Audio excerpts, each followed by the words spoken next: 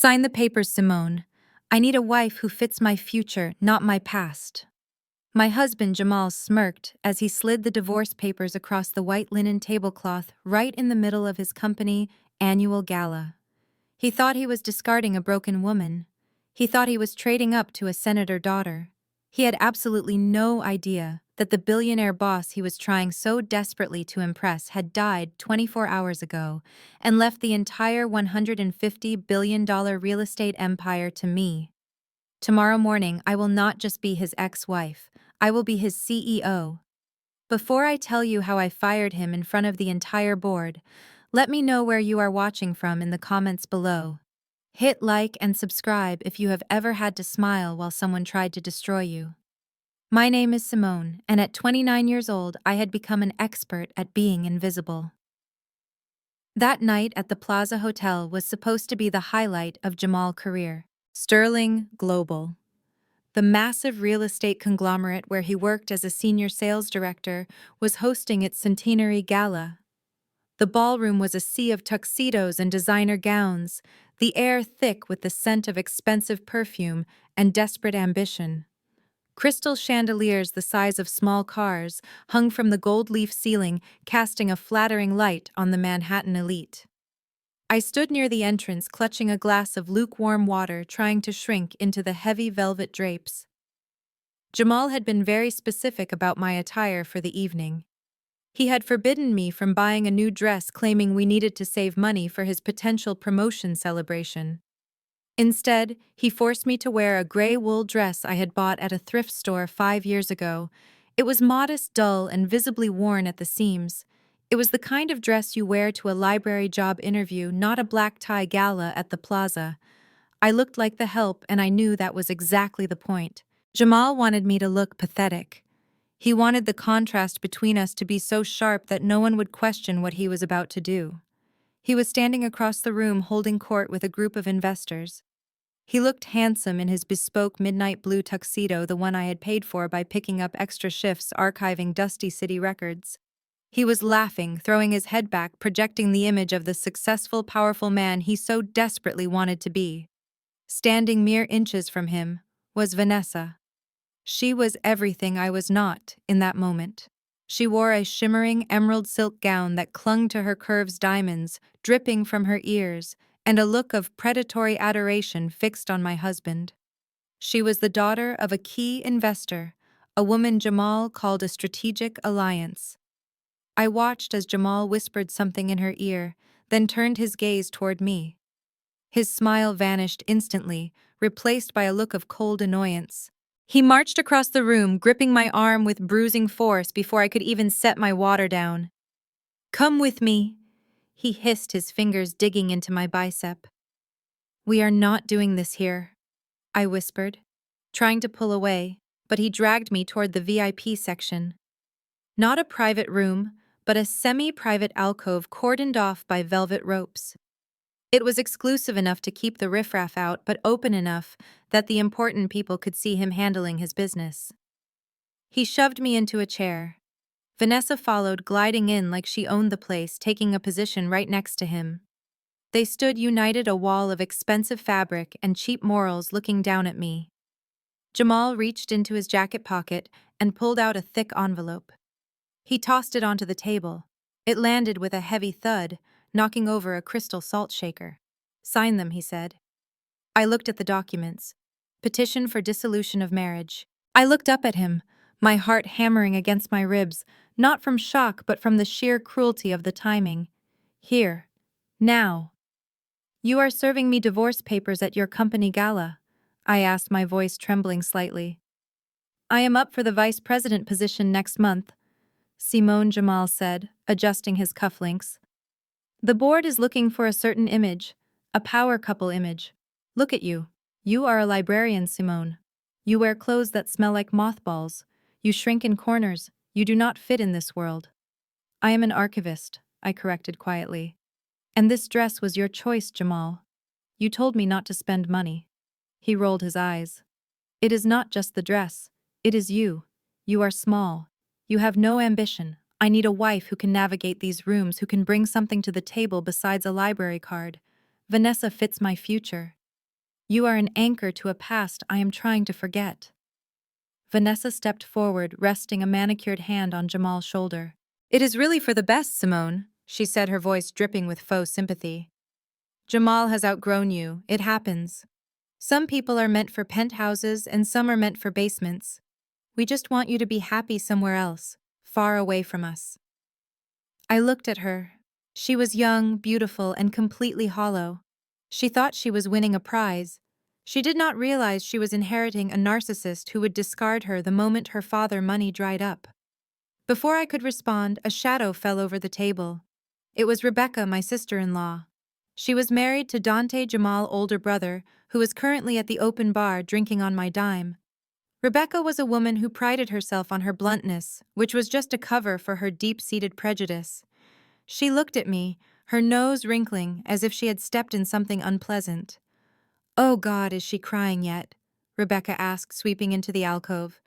"Jamal told me you were finally cutting the cord tonight. About time." "I am not crying, Rebecca," I said, staring straight ahead. "Well, you should be," Rebecca laughed, reaching into her clutch. She pulled out a few crisp $100 bills and threw them onto the table on top of the divorce papers. "Here is $500, she said, her voice loud enough to turn heads at the nearby tables. "Do yourself a favor and take a taxi back to Queens or wherever you are living now. Do not take the subway tonight. You look like a tragedy, and honestly, you are bringing down the property value of this party just by standing here. These are important people, Simone. We cannot have you looking like the maid service in the background of our photos." The money lay there green and insulting. $500. It was more than she had ever given me for a birthday or Christmas. It was hush money. It was go-away money. I looked at Jamal. He was not defending me. He was smirking. He was enjoying this. He enjoyed seeing his wife, the woman who had supported him when he was an unpaid intern, the woman who had edited his resumes and ironed his shirts, being treated like a beggar by his family. "Sign the papers, Simone," he said, tapping the table. "Do not make a scene. Do not make security drag you out. Just sign it and take the cash. Consider it severance pay for a failed marriage." I felt a strange sensation wash over me. It was not sadness. It was not fear. It was clarity. Absolute freezing clarity.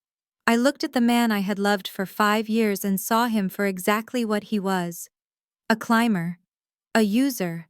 A parasite in a tuxedo. He thought he was breaking me. He thought I would beg. He thought I would scream. I reached for the pen he had placed next to the papers. It was a Mont Blanc, a gift I had bought him for his promotion last year. I did not hesitate. I did not read the terms. I flipped to the signature page. "You are right, Jamal," I said, my voice steady and cold, cutting through the ambient noise of the gala. "I do not fit in your future, because your future is going to be very short and very painful." I signed my name. The ink flowed dark and permanent. I stood up. I did not take the $500. I picked up the papers and shoved them into his chest. "Congratulations," I said, looking him dead in the eye. "You got what you wanted. You are a free man." Jamal laughed, tucking the papers into his jacket. "Finally. Now get out." I turned to leave but stopped and looked at Rebecca. She was still holding her champagne, looking smug. "You should keep that money, Rebecca," I said, pointing to the bills on the table. "You are going to need it for the bail bondsman." I walked away. I walked through the ballroom, head held high in my thrift store dress, ignoring the whispers and the stares. I did not look back at Jamal. I did not look back at the life I was leaving behind. I walked out of the plaza and into the biting cold of the New York winter. I had no husband. I had no home to go back to because I knew they had already changed the locks. I had nothing but the clothes on my back. But as I stood on the sidewalk watching the steam rise from the manholes, I felt a vibration in my pocket. It was my phone. A call from a number I did not recognize. I answered it. "Hello, is this Simone Williams?" a deep voice asked. "Yes," I answered, shivering. "This is Arthur Vance, senior partner at Vance & Associates. I am the executor of Mr. Sterling Estate. I need you to come to my office immediately." Mr. Sterling, I asked confused. The owner of Sterling Global, my husband boss. Why? There was a pause on the line. Because Mr. Sterling passed away yesterday evening, and according to his final will and testament, you are his granddaughter, and you are the sole heir to everything. I lowered the phone. I looked up at the towering skyscrapers of Manhattan. The snow began to fall, dusting the city in white. Jamal was inside, toasting to his freedom. He thought he had just discarded a liability. He had no idea. He had just handed the keys to the kingdom to the executioner. And I was about to turn the lights out on his entire world. The taxi ride from the plaza to the apartment building in the Upper West Side felt like a funeral procession for the life I thought I had. I stared out the window at the blurred city lights, my mind replaying the image of Jamal laughing as I walked away. I had signed the papers. I had walked out with my head high. But now the adrenaline was fading, and the cold reality of my situation was setting in. I had no husband. I had no job because Jamal had forced me to quit my archival position last month, saying it was embarrassing for a man of his stature to have a working wife. And now, as the taxi pulled up to the curb, I realized I might not even have a home. I paid the driver with the crumpled bills Rebecca had thrown at me, feeling a fresh wave of humiliation as I handed over the money that was meant to be an insult. I walked into the lobby, nodding at the night doorman who averted his eyes. He knew. In buildings like this, the staff always knew before the residents did. I took the elevator up to the 14th floor, my heart hammering against my ribs. I just wanted to get my things. I just wanted to grab my grandmother's quilt and my photo albums and leave this toxic city behind. I reached our door, number 14B. I slid my key into the lock. It did not turn. I tried again, jiggling it, thinking maybe it was just stuck. But it was not stuck. The cylinder was new. The shiny brass mocked me. Jamal had not just served me papers. He had erased my access to my own life before the ink was even dry. I pounded on the door. "Open up!" I shouted, my voice cracking. "I know someone is in there." I heard footsteps. Heavy, deliberate footsteps. The lock clicked from the inside and the door swung open. It was not Jamal. It was Mrs. Estelle, his mother. She was wearing a silk robe that belonged to me and holding a glass of my wine. Behind her, lounging on my sofa with his feet up on the coffee table, was Dante, Jamal's older brother. "Well, look what the cat dragged in," Mrs. Estelle said, her lip curling in disgust. "We were hoping you would have the decency to disappear, but I suppose that is too much to ask from someone with no pride." "I need my things," Mrs. Estelle, I said, trying to push past her. "I have nowhere to go." She blocked the doorway with surprising strength. "You do not have things here anymore, Simone. This is Jamal's apartment. He pays the rent. He pays the bills. You were just a guest who overstayed her welcome." "That is not true," I argued. "I paid the deposit. I paid for the furniture. My name is on the lease." "Not anymore," she interrupted, a cruel smile playing on her lips. "Jamal took care of that this morning. The landlord prefers tenants who actually have a future, and frankly, we needed to make some changes." She stepped back and kicked a pile of black garbage bags that were sitting in the foyer. They spilled out into the hallway, bursting open. My clothes, my books, my personal documents, all of it was stuffed into trash bags like refuse. "There is your junk," Mrs. Estelle said. "Jamal told me to change the locks immediately. He needs a clean space to welcome Vanessa. She is a senator daughter, you know. She is used to a certain standard of living. She cannot be expected to live in a house contaminated by your mediocrity. We are having professional cleaners come in the morning to scrub every trace of you away." I looked at the bags. My entire life was reduced to plastic heaps on a hallway floor.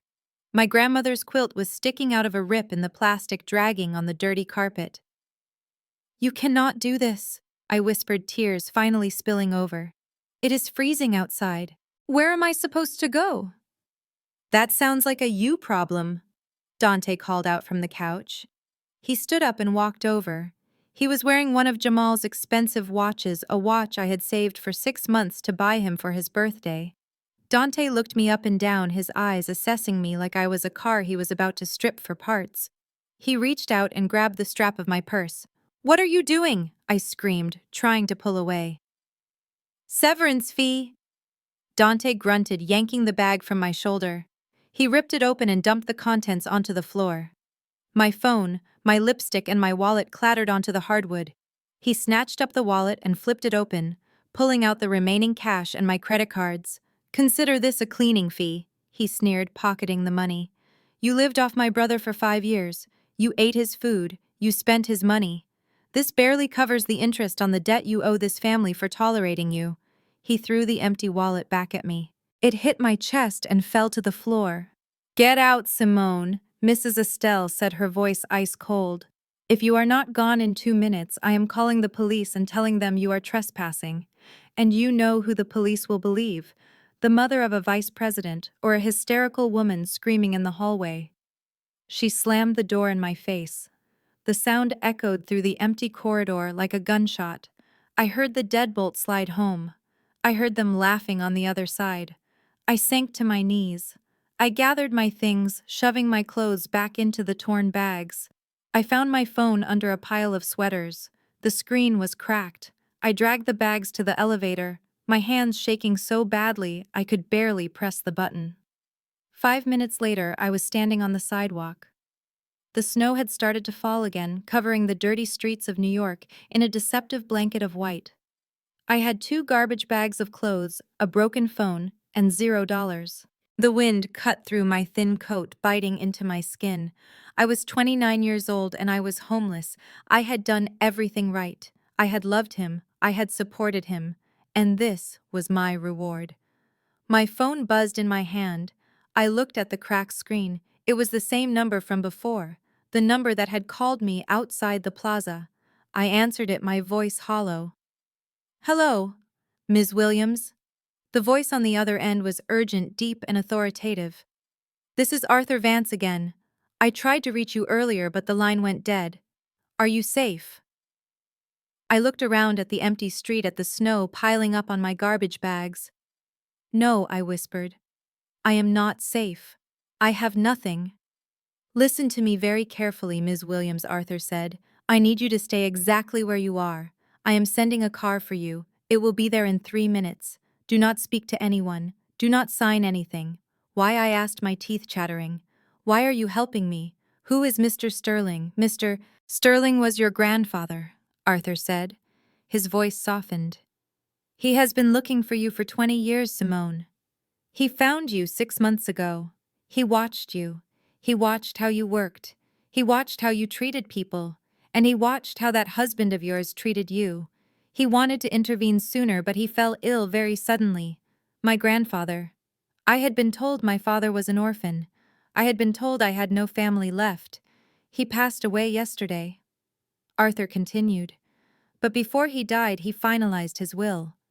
He left you everything, Simone. Sterling Global, the real estate portfolio, the technology holdings, the private islands. All of it." I laughed, a dry, hysterical sound. "You are joking.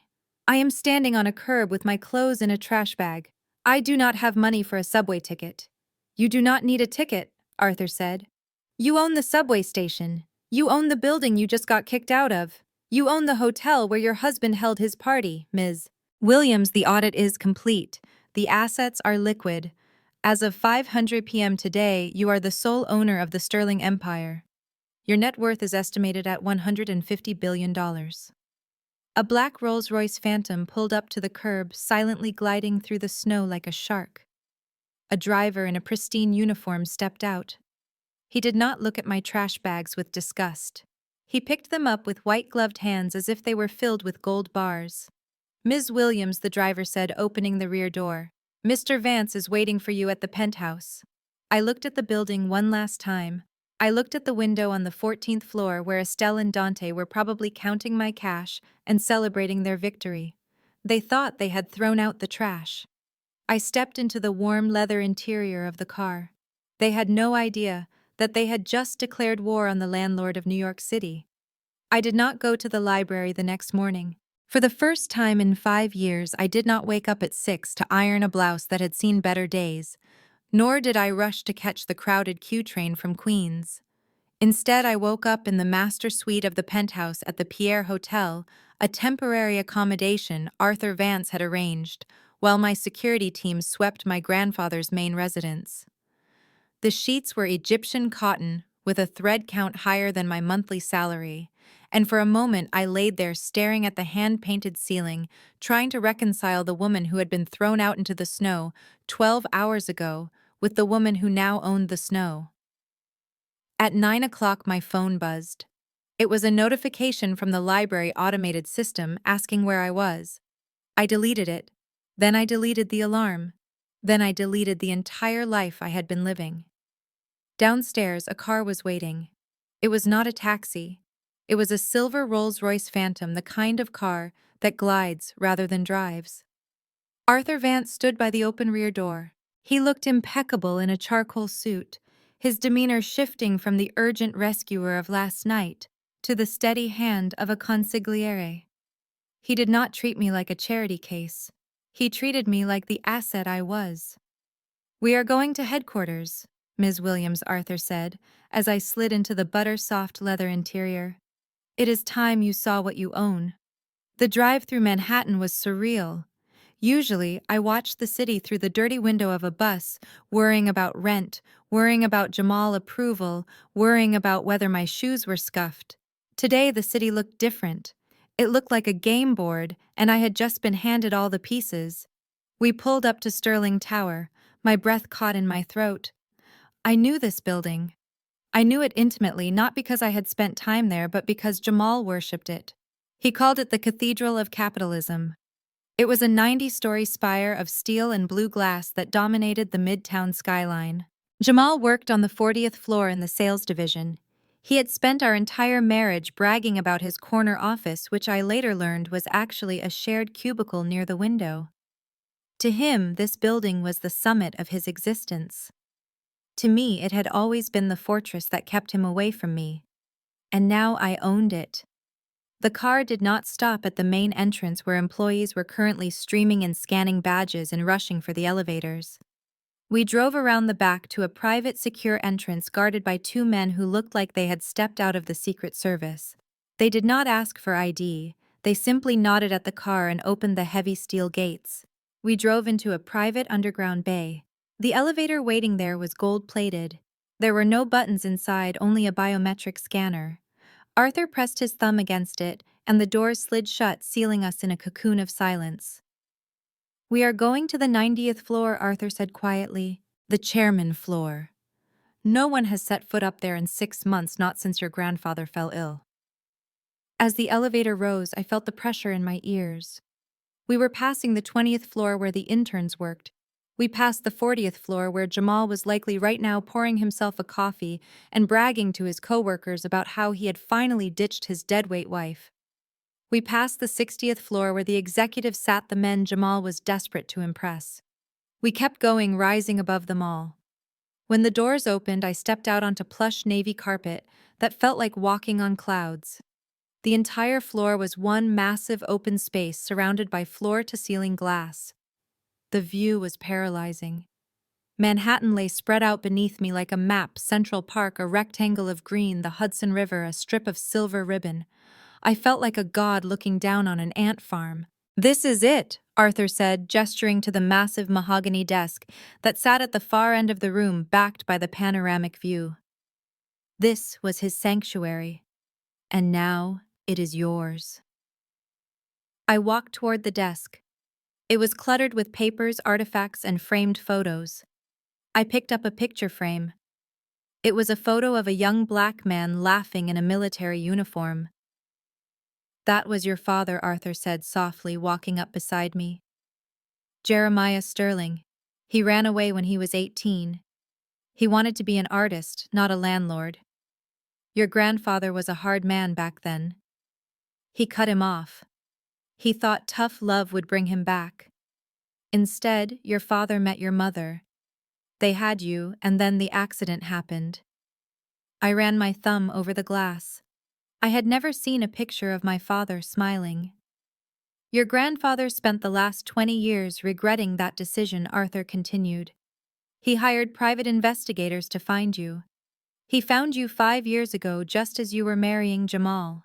I turned to look at Arthur. He knew. He knew about me for 5 years. Why did he never reach out? Why did he let me live in poverty? Why did he let me marry a man who treated me like dirt? Arthur sighed, and it was a heavy sound. He wanted to. But he saw who you married. He had extensive files on Jamal. He knew Jamal was a climber. He knew he was a narcissist. Your grandfather was terrified that if he revealed himself and his fortune, Jamal would never let you go. He would drain you dry. He would use you to get to the money, and then he would destroy you. I looked down at the desk. There was a file there labeled Simone. I opened it. Inside were photos of me. Me walking to the library in the rain. Me buying groceries with coupons. Me sitting alone on a park bench crying after one of Jamal's verbal beatings. He watched me. I whispered, a chill running down my spine. He watched you survive, Arthur corrected. He wanted to step in 1,000 times. But he needed to know if you had the strength to survive the shark tank he built. He saw your grace. He saw your dignity. He saw you treating people with kindness even when you had nothing. He saw you keeping Jamal afloat even when he was drowning you. He realized you were not just his granddaughter by blood, you were his heir by spirit. You have a spine of steel, Simone. You just never had the weapon to use it. He reached into his jacket and pulled out a heavy black keycard. He died knowing you were strong enough, Arthur said. He left you the sword, not just the shield. He left you the power to clean house. I took the card. It was cold and heavy. I walked around the desk and sat in the massive leather chair. It creaked as I settled into it. I looked out at the city again. I looked down toward the invisible 40th floor. Jamal was down there. Right now, he was probably drafting a memo to HR about cost-cutting measures in the low-income housing units, just to squeeze out a bigger bonus for himself. He was probably texting Vanessa telling her that he was the king of New York. He thought he had discarded a broke wife. He had no idea he was sitting inside the belly of the beast, and I was the one holding the leash. So what is the play, Ms. Williams? Arthur asked, standing at attention in front of the desk. Do we announce the transition today? Do we fire the board? Do we liquidate the assets? The press release is drafted. We can have your face on every screen in Times Square by noon. Everyone will know that Simone Williams is the new owner of Sterling Global. I swiveled the chair slightly, looking at the reflection of myself in the glass. I saw the gray dress I was still wearing, the dress Jamal hated. I saw the tired eyes. But I also saw something else. I saw the owner. No, I said, my voice surprisingly steady. Not today. Arthur tilted his head. Why wait? You can end him right now. You can have security march him out of the building in front of everyone. That is too easy, I said, standing up and walking to the window. If I fire him today, he leaves with his narrative intact. He leaves thinking he is a victim of a corporate takeover. He leaves with Vanessa thinking he is still a catch. He leaves with his pride. I pressed my hand against the cool glass, looking down at the streets below. I do not want to just fire him, Arthur. I want to expose him. I want to dismantle the false idol he has built for himself. He thinks he is a genius. He thinks he is indispensable to this company. He thinks he is about to become a vice president. I turned back to Arthur, a cold smile playing on my lips. Let him believe it. Let him think he has won. I want him to climb so high that when he falls, he shatters. Arthur nodded, a gleam of appreciation in his eyes. What are your instructions? I want a complete audit of his department, I said. Every expense report, every deal he has closed, every corner he has cut. I want to know about every dollar he has stolen or wasted, and I want access to the internal security cameras. I want to see him. I want to hear him. Consider it done, Arthur said. And the announcement. Keep my identity a secret for 1 week, I commanded. Put out a memo that the new ownership is strictly silent for now. Let the rumors fly. Let everyone panic. Let Jamal try to posture and position himself for the new boss. I walked back to the desk and picked up the photo of my father. He told me last night that he needed a wife who fit his future, not his past. I said, my voice dropping to a dangerous whisper. I looked at Arthur. I am going to give him exactly what he asked for. I am going to be his future. I am going to be the boss who ends his career, the landlord who evicts him, and the woman who signs his termination papers. Arthur smiled. It will be a pleasure to serve you, Ms. Williams. 1 week, Arthur, I said, turning back to the view of my city. Give him enough rope. I want to watch him hang himself. 40 floors below the quiet sanctuary of the chairman's suite, the sales department of Sterling Global was vibrating with a toxic, frenetic energy. It was a boiler room of ambition, where young men in mid-range suits screamed into headsets and pounded on desks, trying to squeeze commissions out of commercial leases. And in the center of it all, standing on top of his desk like a conquering general, was Jamal. He was holding a cup of coffee in one hand and a laser pointer in the other, commanding the attention of 20 junior associates. He looked energized. He looked lighter. He looked like a man who had just dumped a body in the river and gotten away with it. Listen up, people, Jamal shouted, his voice booming over the hum of the air conditioning. Today is a new day. The rumors are true. Old man Sterling kicked the bucket yesterday. The king is dead.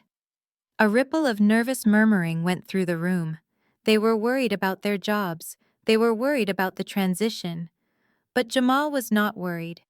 Jamal saw chaos as a ladder.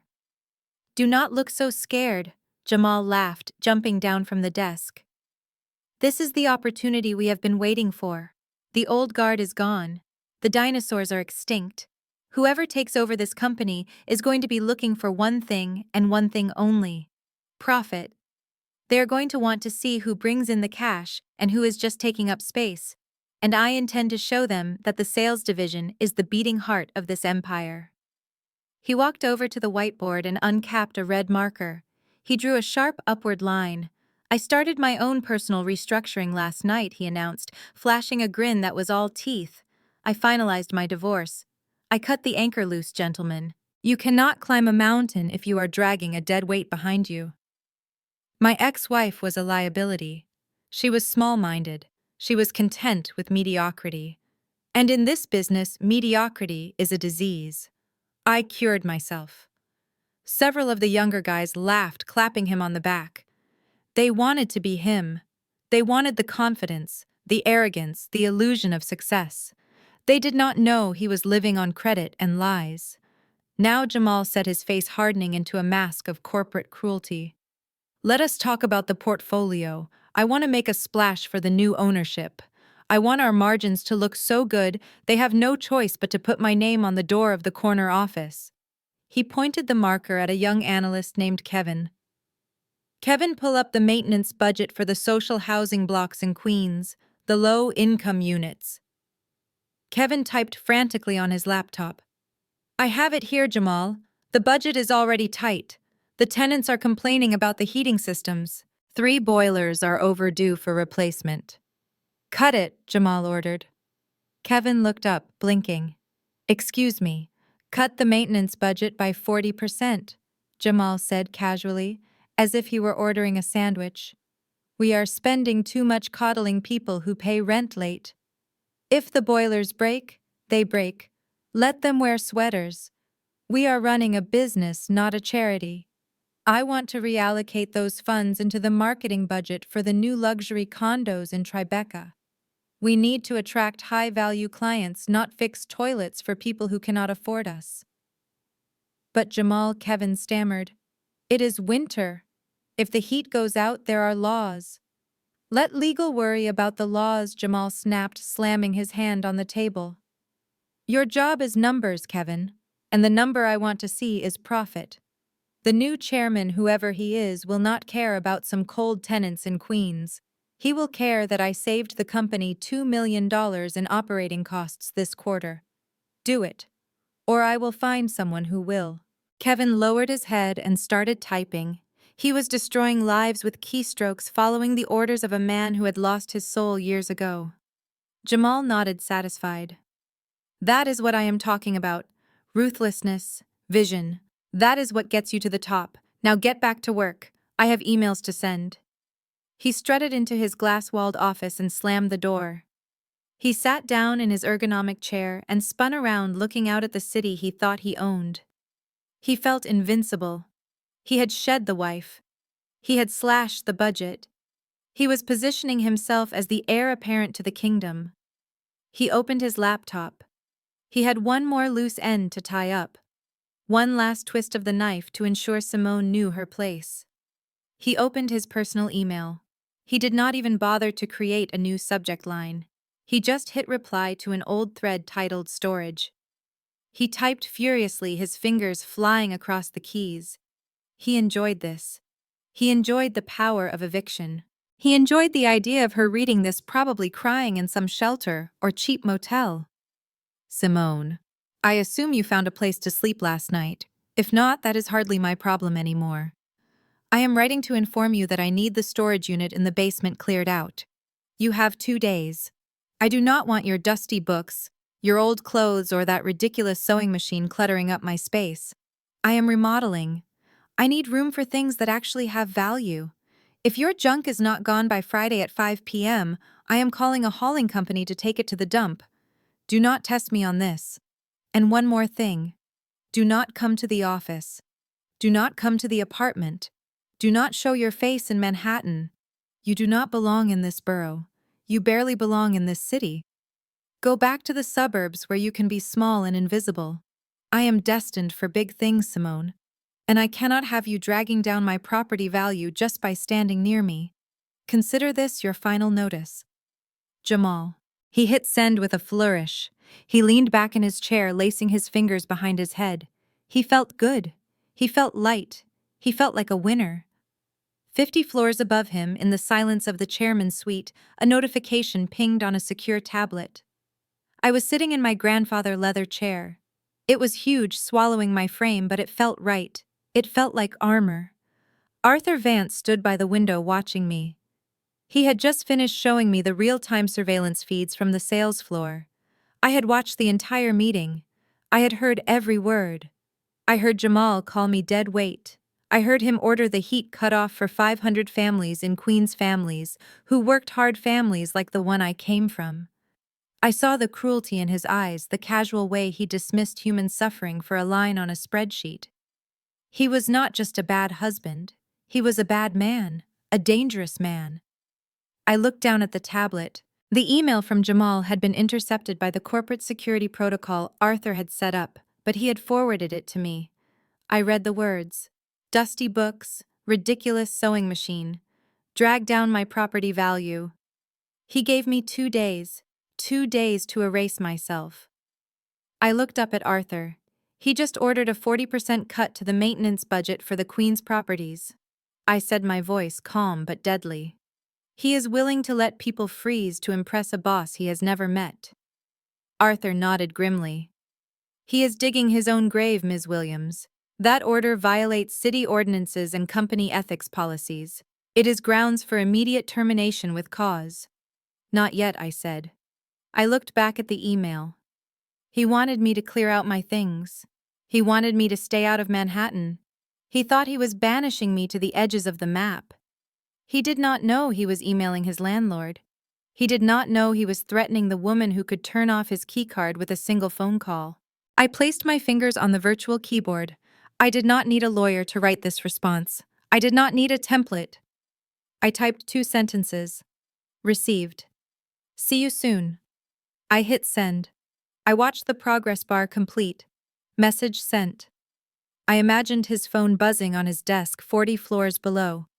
I imagined him glancing at it, rolling his eyes, thinking it was just a pathetic acknowledgement from a defeated woman. He had no idea. See you soon was not a compliance. It was a promise. It was a threat. I stood up and walked to the floor-to-ceiling window. I looked down at the city. It was my city now, and I was going to clean it up. Starting with the trash on the 40th floor, Arthur, I said, turning back to the room. Get the legal team ready. And call the maintenance crew for the Queen's buildings. Overturn that order immediately. Double the heating budget. I want those families warm tonight. Arthur smiled. Consider it done. And Arthur, I added a cold smile touching my lips. Make sure Jamal invitation to the new chairman induction ceremony is printed on the heaviest cardstock we have. I want him to feel the weight of it. I want him to think he has won the lottery. Because when I take it all away, I want him to know exactly what he lost. The revolving doors of Bergdorf Goodman spun me into a world of hushed luxury and climate-controlled perfection. For years I had walked past these windows on my way to the library, gazing at the mannequins draped in fabrics that cost more than my annual rent. I used to shrink away from the glass, afraid that even looking too hard would cost money I did not have. But today I walked in not as a spectator, but as a conqueror. The air smelled of expensive leather and gardenias. My heels clicked on the polished marble floors, a rhythmic announcement of my arrival. I was not here to browse. I was here to build the armor for the woman who would dismantle Jamal Sterling. I needed a dress for the reveal, something that said, I am not just the owner, I am the reckoning. I made my way to the evening wear department on the third floor. I ran my hands over racks of velvet and chiffon, feeling the textures I had been denied for so long. I stopped in front of a gown that looked like it had been spun from liquid silver. It was structured sharp and unapologetic. I reached out to touch the fabric, imagining how it would look under the spotlights of the Sterling Tower stage. Well, look who is lost. The voice cut through the serene atmosphere like a serrated knife. I did not need to turn around to know who it was. The nasal condescension was unmistakable. It was Rebecca, my sister-in-law. I turned slowly. Rebecca was standing there holding a glass of complimentary champagne, her face twisted into a sneer that she probably thought looked like aristocratic disdain. Beside her stood Vanessa, the mistress, the replacement. She was loaded down with shopping bags, her arms straining under the weight of designer logos. She looked like a walking billboard for new money and bad taste. Rebecca stepped closer, her eyes raking over my simple clothes. Are you applying for a job here, Simone? She asked, loud enough for the sales associates to hear. Because I think the janitorial staff entrance is around the back near the loading dock. They do not let the help use the main elevators. I looked at her calmly. I am shopping, Rebecca. Just like you. Shopping? She laughed, a harsh barking sound. With what money? Did you rob a parking meter on your way over? Or did you finally pawn that cheap wedding ring Jamal gave you? Oh wait, he took that back, didn't he? Vanessa giggled, shifting her bags. She stepped forward, flashing a smile that was all teeth and lip filler. Leave her alone, Rebecca. Vanessa said, her voice dripping with fake pity. It must be hard for her, seeing us here living the life she wanted. She dropped the bags on a velvet ottoman and held up a sleek black credit card. It was the Centurion card, the black card, the invite-only piece of metal that screamed unlimited spending power. Jamal gave it to me this morning, she bragged, waving it in my face. He told me to buy whatever I wanted. He said I need a wardrobe that reflects my position as the future Mrs. Sterling. He said buy the whole store if you have to. He wants me to shine Simone. Unlike you, you were always so dim. I looked at the card. I recognized the account number embossed on the front. It was linked to the Sterling Global Executive Discretionary Fund, the fund that was meant for charitable donations and emergency building repairs. Jamal had handed it to his mistress like it was a toy. You really should not touch that dress, Simone, Rebecca snapped, stepping between me and the silver gown. That is 100% silk. Your hands are rough. You have worker hands. You will snag the fabric, and then who is going to pay for it? Certainly not you. Step away before you ruin something valuable. The microaggression hit its mark. Worker hands. She was mocking the labor that had paid for her husband's gambling debts. She was mocking the hands that had scrubbed floors so she could get a pedicure. I took a deep breath. I did not yell. I did not scream. I looked past them toward the back of the department where a man in an impeccable suit was watching us. It was Mr. Henderson, the floor manager. I knew him because Arthur Vance had sent over my photo this morning along with the updated deed to the building. Bergdorf Goodman leased this space from Sterling Global. I was not just a customer, I was his landlord. Mr. Henderson caught my eye. He gave a almost imperceptible nod. He had been briefed. He knew exactly what was happening with the Sterling accounts. I turned back to Rebecca and Vanessa. "You are right," I said, my voice smooth and deadly quiet. "I should not touch the merchandise. I would hate to get my fingerprints on a crime scene." Vanessa rolled her eyes. "You are delusional. Come on, Rebecca, let us go pay. I found this amazing cashmere wrap. Jamal will love it." They marched to the counter, tossing their selections down with the arrogance of people who have never had to count pennies. I followed them, standing a few feet away watching. Vanessa handed the black card to the sales associate. "Put it all on this," she said, popping her gum, "and have it delivered to the penthouse at Sterling Tower. We do not want to carry it." The sales associate, a young woman named Claire, took the card. She swiped it. The machine beeped, a long, low tone of rejection. Claire frowned. She wiped the strip and swiped it again. "Beep?" "Is there a problem?" Vanessa asked, tapping her manicured nails on the glass counter. "It is a black card. It does not have a limit. Run it again." Claire looked up, her face pale. "I am sorry, ma'am. It says declined." Code 45. Code 45. Rebecca scoffed. "What does that mean? The machine is broken. Do you know who we are? This is Jamal's Sterling fiancé. He is the vice president of Sterling Global. Fix it." Mr. Henderson stepped out from the shadows. He walked to the counter with the silent grace of a funeral director. He took the card from Claire's hand. "There is nothing wrong with the machine, Mrs. Rebecca," he said, his voice projecting clearly across the silent department. "Code 45 means the account has been frozen by the issuing bank due to suspected fraudulent activity." "Frozen," Vanessa shrieked. "That is impossible. Jamal just gave it to me." Mr. Henderson looked at the card, then at Vanessa. "Sterling Bank flagged the account 30 minutes ago. It seems Mr. Jamal is under internal investigation for embezzlement and misappropriation of corporate funds. All assets linked to his profile have been locked, including this card." He dropped the card into a secure box under the counter. "Hey, give that back," Vanessa shouted, reaching over the counter. "That is mine. It is property of the bank, ma'am," Mr. Henderson said, stepping between her and the register. "And since you are unable to pay for these items, I am going to have to ask you to leave." "Leave?" Rebecca sputtered, her face turning a blotchy red. "You are kicking us out. We are your best customers." "You are not customers," Mr. Henderson corrected coldly.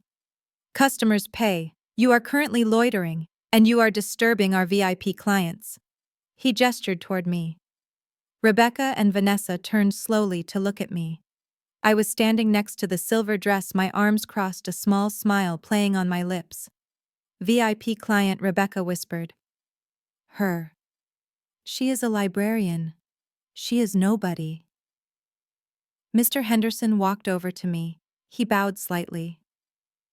"Good afternoon, Ms. Williams. I apologize for the disturbance. We have prepared the fitting room for you as requested, and we have pulled the selection of gowns Mr. Vance ordered. Would you like a glass of champagne while we escort these individuals out?" I looked at Rebecca. Her mouth was open, a perfect circle of shock. I looked at Vanessa, who was staring at her empty hands, stripped of the card that was her entire personality. "Yes, thank you, Mr. Henderson," I said, my voice ringing like a bell. "And I will take this silver dress. My hands might be rough, Rebecca, but they are clean, which is more than I can say for yours." Security arrived then, 2 large men in dark suits. "Please escort these ladies to the exit," Mr. Henderson instructed, "and ensure they do not take any merchandise with them." The guard stepped forward. Vanessa tried to grab a bag, but the guard blocked her. "That stays here, miss," he said. They were marched toward the elevators. Rebecca looked back at me, her eyes wide with fear and confusion. She saw the manager serving me champagne. She saw the deference. She saw the power shift in real time, and her brain could not process it. As the elevator doors closed, cutting off Vanessa wails of indignation, I turned back to the mirror. I held the silver dress up against my body. It shimmered like armor. I looked at my reflection. The tired girl from the library was gone. The woman staring back was dangerous. "Wrap it up," I told Mr. Henderson. "I have a company to run, and I need to look the part when I fire my husband." The conference room on the 90th floor was known as the War Room. It was a windowless, soundproof chamber lined with servers and screens designed for high-stakes mergers and crisis management. For the last 6 hours, it had been the operating theater for an autopsy. The patient on the table was Jamal Sterling's career, and the cause of death was greed. I sat at the head of the long steel table. Across from me sat Elias, the head of forensic accounting, and his team of 3 auditors. They looked tired. They had been digging through terabytes of data since midnight at my request. I was not tired. I was running on a fuel that burned hotter than caffeine. I was running on the absolute vindication of knowing I was right. We had started with his expense reports, but that was just the tip of the iceberg. That was petty cash. What we found when we drilled down into the capital expenditure accounts was not just misconduct, it was a felony of staggering proportions. Elias typed a command on his keyboard, and the main screen on the wall illuminated. It displayed a complex web of wire transfers, routing numbers, and shell companies. "Here it is, Ms. Williams," Elias said, his voice hushed with the reverence of someone who has just discovered a bomb. "We finally traced the leak in the Community Development Fund." I stared at the screen. The Community Development Fund was a cornerstone of the Sterling legacy.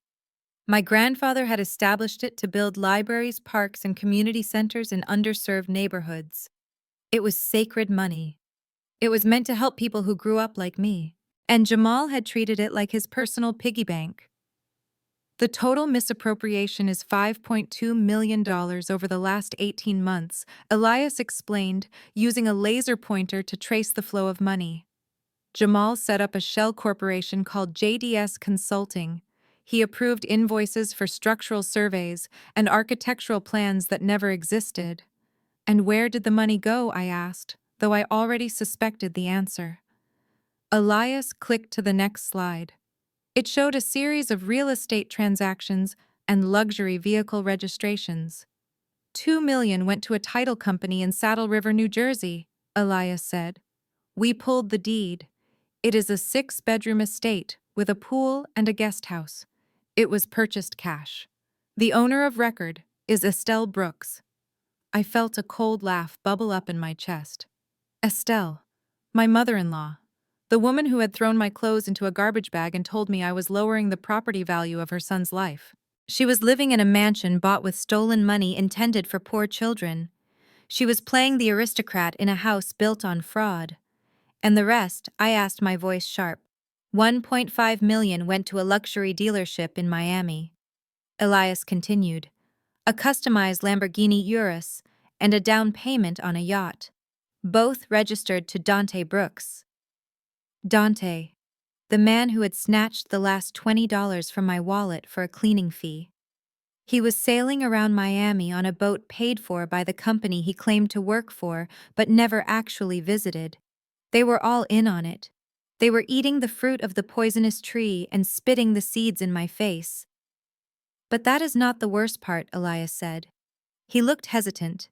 He looked at me with genuine pity. "Show me," I commanded. Elias pulled up the quarterly performance reports, the reports that Jamal had used to secure his nomination for vice president. "He cooked the books," Ms. Williams, Elias said. "He inflated the occupancy rates in his sector by 15%. He deferred critical maintenance costs to make the profit margins look wider. That is why he cut the heating budget in Queens. He needed to show a surplus to cover the hole he dug with the embezzlement. He is not just a thief, he is a fraud. The entire success of his division is a lie.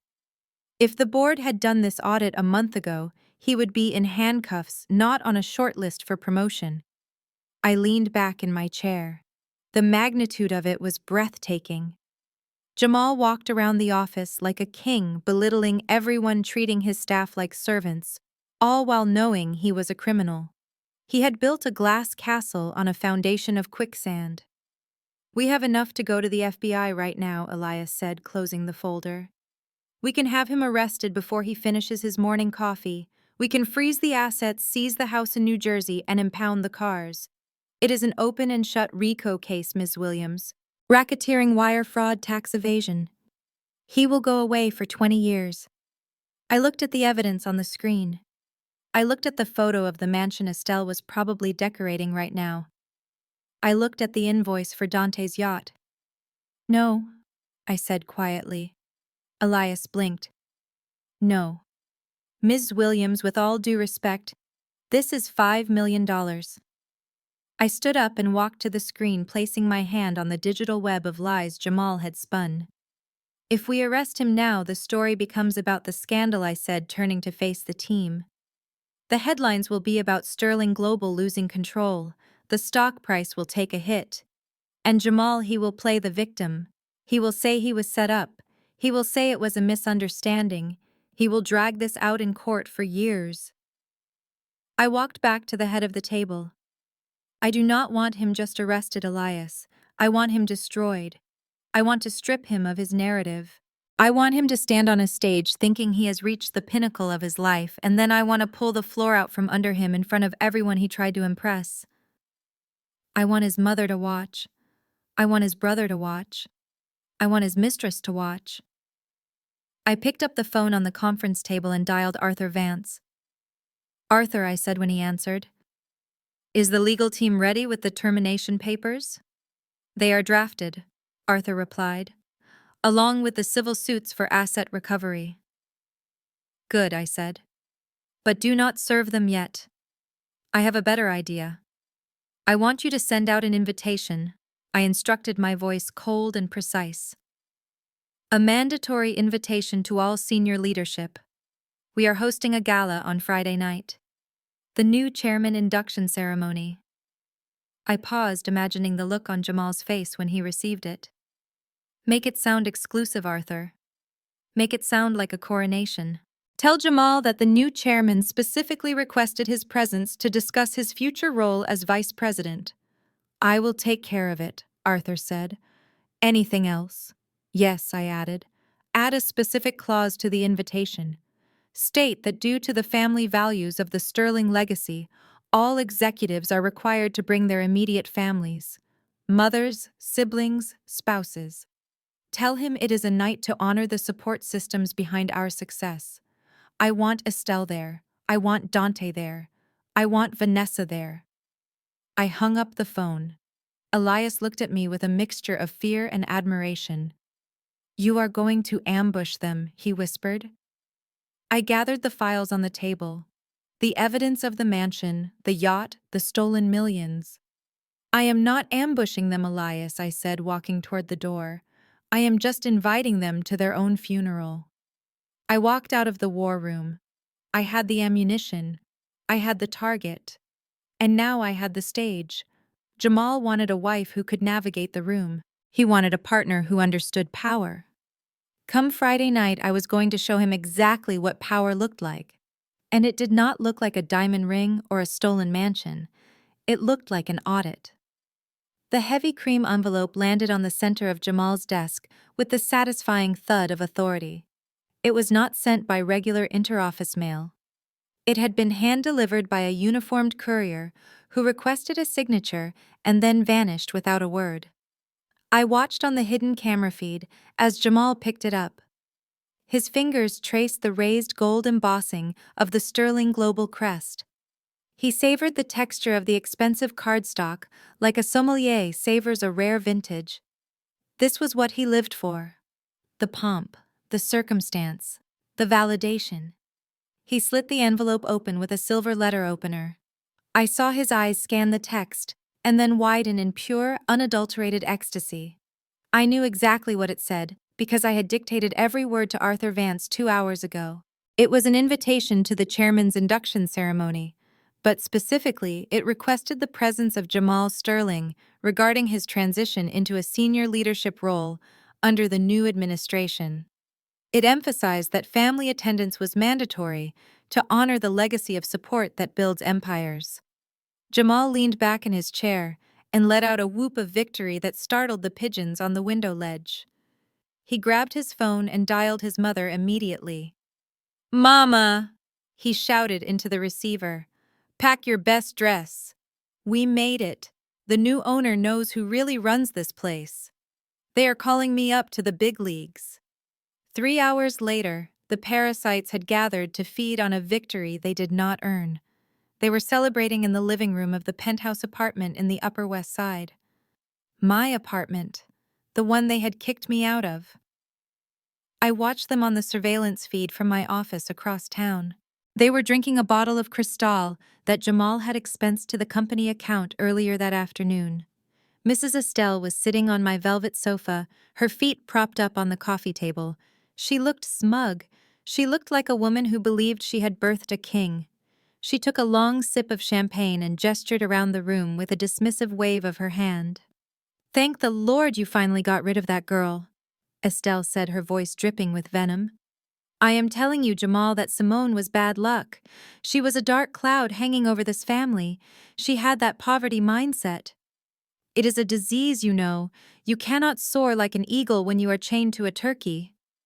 I gritted my teeth watching her. This was the woman I had driven to doctor appointments, the woman whose medical bills I had paid quietly for years. And now she was calling me a disease. "You are right, Mama," Jamal agreed, refilling her glass. "She just did not understand the vision. She wanted me to be small.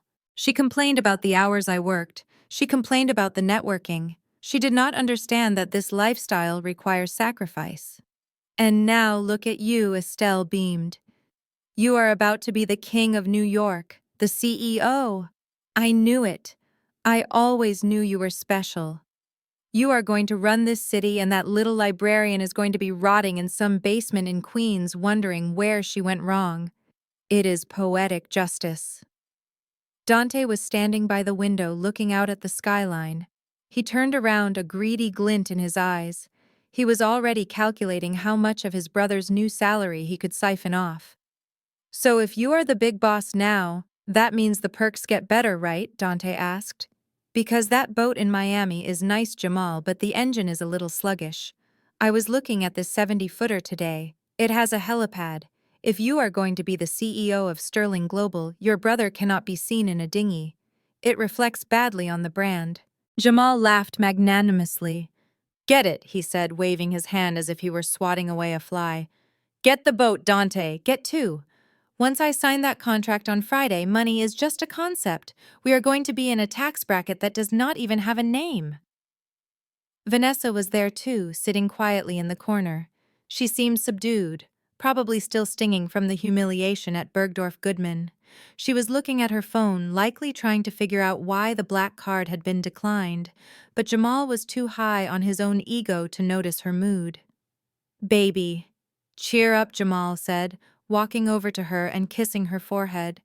"Whatever happened at the store was just a glitch, a banking error. I will fire the account manager tomorrow. Once I am chairman, I will buy you the store. I will buy you the whole block. You are going to be the first lady of Sterling Global. You need to smile." The doorbell rang, interrupting his speech.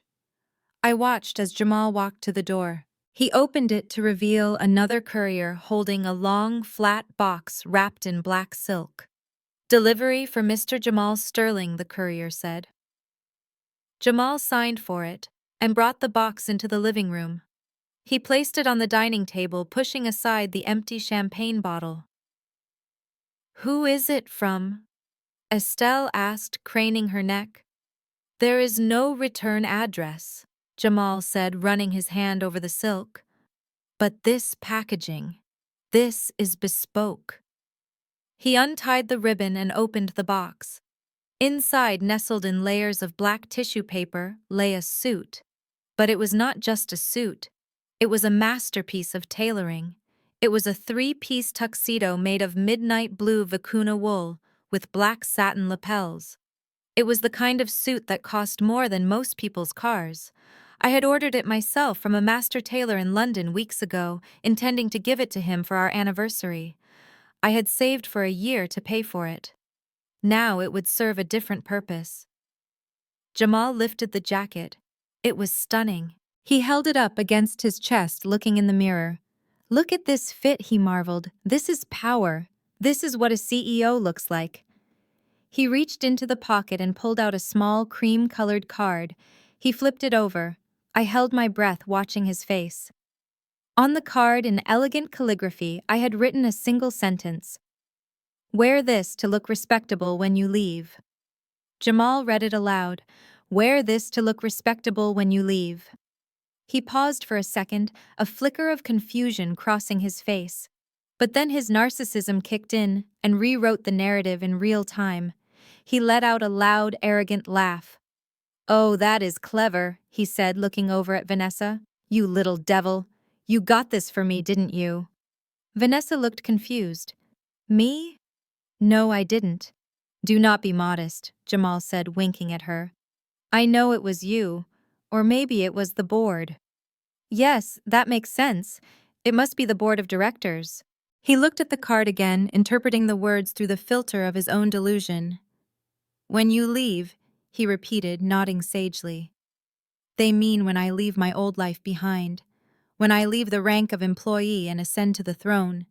They want me to look respectable when I leave the past. It is a metaphor, Mama. It is symbolic." Estelle clapped her hands together. "Oh, that is beautiful. They really respect you, Jamal. They are welcoming you with open arms. Wear this to look respectable when you leave." "Yes, Lord. You are leaving the valley and going to the mountaintop." Dante reached out and touched the fabric. "This feels like money," he grunted. "You are going to look sharp, brother." Jamal put the jacket on. It fit him perfectly because I knew his measurements better than I knew my own. He buttoned it and adjusted the lapels, preening in the mirror like a peacock. He had no idea that the note was literal. He had no idea that I meant he should look respectable when he was escorted out of the building in handcuffs. He had no idea he was putting on his burial clothes. "I am ready," he declared, turning to his family. "Friday night we make history. The world is going to know the name Jamal Sterling." I watched from my office 50 blocks away. I took a sip of my tea. "You are right, Jamal," I whispered to the screen. "The world is going to know your name, but not for the reasons you think." I closed the laptop. The trap was set. The bait was taken, and the rat was already preening for the camera. Friday night could not come fast enough. The Friday night air in Midtown Manhattan crackled with an electricity that money usually buys. Sterling Tower was no longer just a skyscraper, it was a beacon. Searchlights swept the night sky, cutting through the darkness like swords, while a crimson carpet bled from the curb all the way up the massive stone steps to the revolving brass doors. This was not just a corporate event. This was the coronation of the new regime, and everyone who mattered in the Western Hemisphere was fighting to get past the velvet ropes. I arrived in the second wave of limousines. I watched from behind tinted glass as the sharks circled. There were senators shaking hands with hedge fund managers. There were tech moguls adjusting their bow ties. And then there was the entourage I had been waiting for. A stretch Hummer, the kind that screams new money and insecurity, pulled up to the curb. The door opened and Jamal stepped out. He was wearing the midnight blue vicuna suit I had sent him. It fit him like a glove, tapering perfectly at the waist, making him look like the powerful executive he pretended to be. He paused at the top of the stairs, buttoning the jacket, soaking in the flashbulbs. He thought the cameras were for him. He did not realize they were there because the press had been tipped off that the mystery owner would be revealed tonight. Vanessa clung to his arm like a barnacle. She was wearing a white dress that was a size too small and looked suspiciously like a knockoff of the one she had tried to buy at Bergdorf Goodman. She was smiling, that wide, practiced smile, waving at photographers who were not taking her picture. Trailing behind them was the rest of the circus. Mrs. Estelle was draped in a fur coat that I knew for a fact was vintage rabbit, but she wore it like it was sable. And then came Rebecca. My sister-in-law had somehow managed to procure a gold sequined gown. I could tell by the way she kept checking her phone that she was terrified a credit alert would pop up at any second. She had likely maxed out 3 emergency cards to buy it, desperate to look the part of a billionaire's relative. She walked with her nose in the air, sneering at the waitstaff holding trays of champagne. They moved toward the entrance, a phalanx of arrogance. I signaled my driver. "Go," I said. My car rolled forward, silently pulling up right behind the Hummer. The valet rushed to open my door. I stepped out. The silence that fell over the immediate vicinity was satisfying. I was not wearing the gray wool dress of a librarian. I was not wearing the sensible shoes of a commuter. I was wearing war paint. My gown was custom Atelier Versace black velvet that swallowed the light. It was strapless, sculpting my body before flaring out into a dramatic train that swept the red carpet. Around my neck sat a single solitaire diamond pendant, the sterling star, a 20-carat stone that my grandfather had hidden in a vault for 30 years. It caught the glare of the searchlights and fractured it into 1,000 rainbows. My hair was pulled back into a sleek, severe bun, highlighting the sharp angles of my face. I walked up the stairs. The crowd parted. They did not know who I was, but they knew power when they saw it. I reached the top of the stairs just as Jamal and his group were handing their coats to the check girl. Jamal turned around, likely to check if the paparazzi were still filming him. His eyes swept over the crowd, bored and dismissive, until they landed on me. He froze. His mouth opened, but no sound came out. He blinked rapidly, as if his brain was refusing to process the visual data. Vanessa followed his gaze. She gasped, clutching Jamal's arms so hard her knuckles turned white. Rebecca actually dropped her clutch. Simone. Jamal finally whispered. I stopped. I stood 3 feet away from him, my posture perfect, my expression unreadable. "Hello, Jamal," I said, my voice smooth as silk. "You look nice. That suit fits you well." The compliment seemed to snap him out of his trance. His shock was instantly replaced by that familiar sneering rage. He stepped forward, invading my space, his face twisting into a mask of disgust. "What the hell are you doing here?" he hissed, keeping his voice low so the press wouldn't hear. "How did you get past security? Did you sneak in through the kitchen?" "I am attending the gala, Jamal," I replied calmly. "Just like you." "Like me," he laughed, a cruel, incredulous sound. "Look at you. You are playing dress-up. Where did you get that gown? Did you rent it? Or did you steal it?" He looked around nervously, checking to see if any of the board members were watching. "You need to leave," he demanded. "Now. I am about to be named vice president. I cannot have my ex-wife trashing up the place. This is a black tie event, Simone, not a Halloween party for desperate librarians." Rebecca chimed in, stepping up beside him. "Seriously, Simone, this is embarrassing. You look like a high-priced escort. Is that how you are paying for rent now? Selling yourself to some old man who pitied you?" Vanessa giggled, covering her mouth. "Oh my God, that has to be it. Look at that necklace. It's fake glass. You are trying so hard, it is painful." I touched the diamond at my throat. It was cool against my skin. "I assure you, Rebecca," I said, locking eyes with her, "nothing I am wearing is rented. And unlike your dress, I actually own mine." Jamal grabbed my arm. His grip was painful, just like it had been at the plaza. "I said get out," he growled. "I am not going to let you ruin my night. I am the man of the hour. I am the future of this company." "Security." He waved his hand frantically at the large, stone-faced man standing by the velvet rope, guarding the inner sanctum of the lobby. "Hey you," Jamal shouted at the guard. "This woman is crashing the party. She is harassing me. Escort her out." The guard turned. It was Frank, the head of Sterling Tower Security. He had worked in this building for 20 years. Jamal had walked past him every day for 5 years and never once learned his name. I had spent 20 minutes with him this morning asking about his grandchildren. Frank walked over. He moved with the slow, deliberate weight of an iceberg. He stopped in front of us. He looked at Jamal's hand, gripping my arm. "Sir Frank," said, his voice deep and rumbling. "Remove your hand." Jamal looked confused. What? I said throw her out. She is trespassing. Frank did not look at Jamal. He looked at me. He stepped back and bowed at the waist, a gesture of profound respect that silenced the entire entryway. Good evening, ma'am, Frank said. We have been expecting you. The private elevator is waiting. He unhooked the velvet rope that blocked off the VIP corridor, a corridor that even Jamal had not been invited to use. Right this way, Frank said, gesturing with a white-gloved hand. I pulled my arm free from Jamal's grip. I dusted off the sleeve of my velvet gown, as if his touch had left a smudge of dirt. Thank you, Frank, I said. I stepped past Jamal. I walked past Vanessa, who was staring at Frank with her mouth open. I walked past Rebecca, who looked like she was about to faint. Jamal stood there stunned. He looked at the guard, then at me, then back at the guard.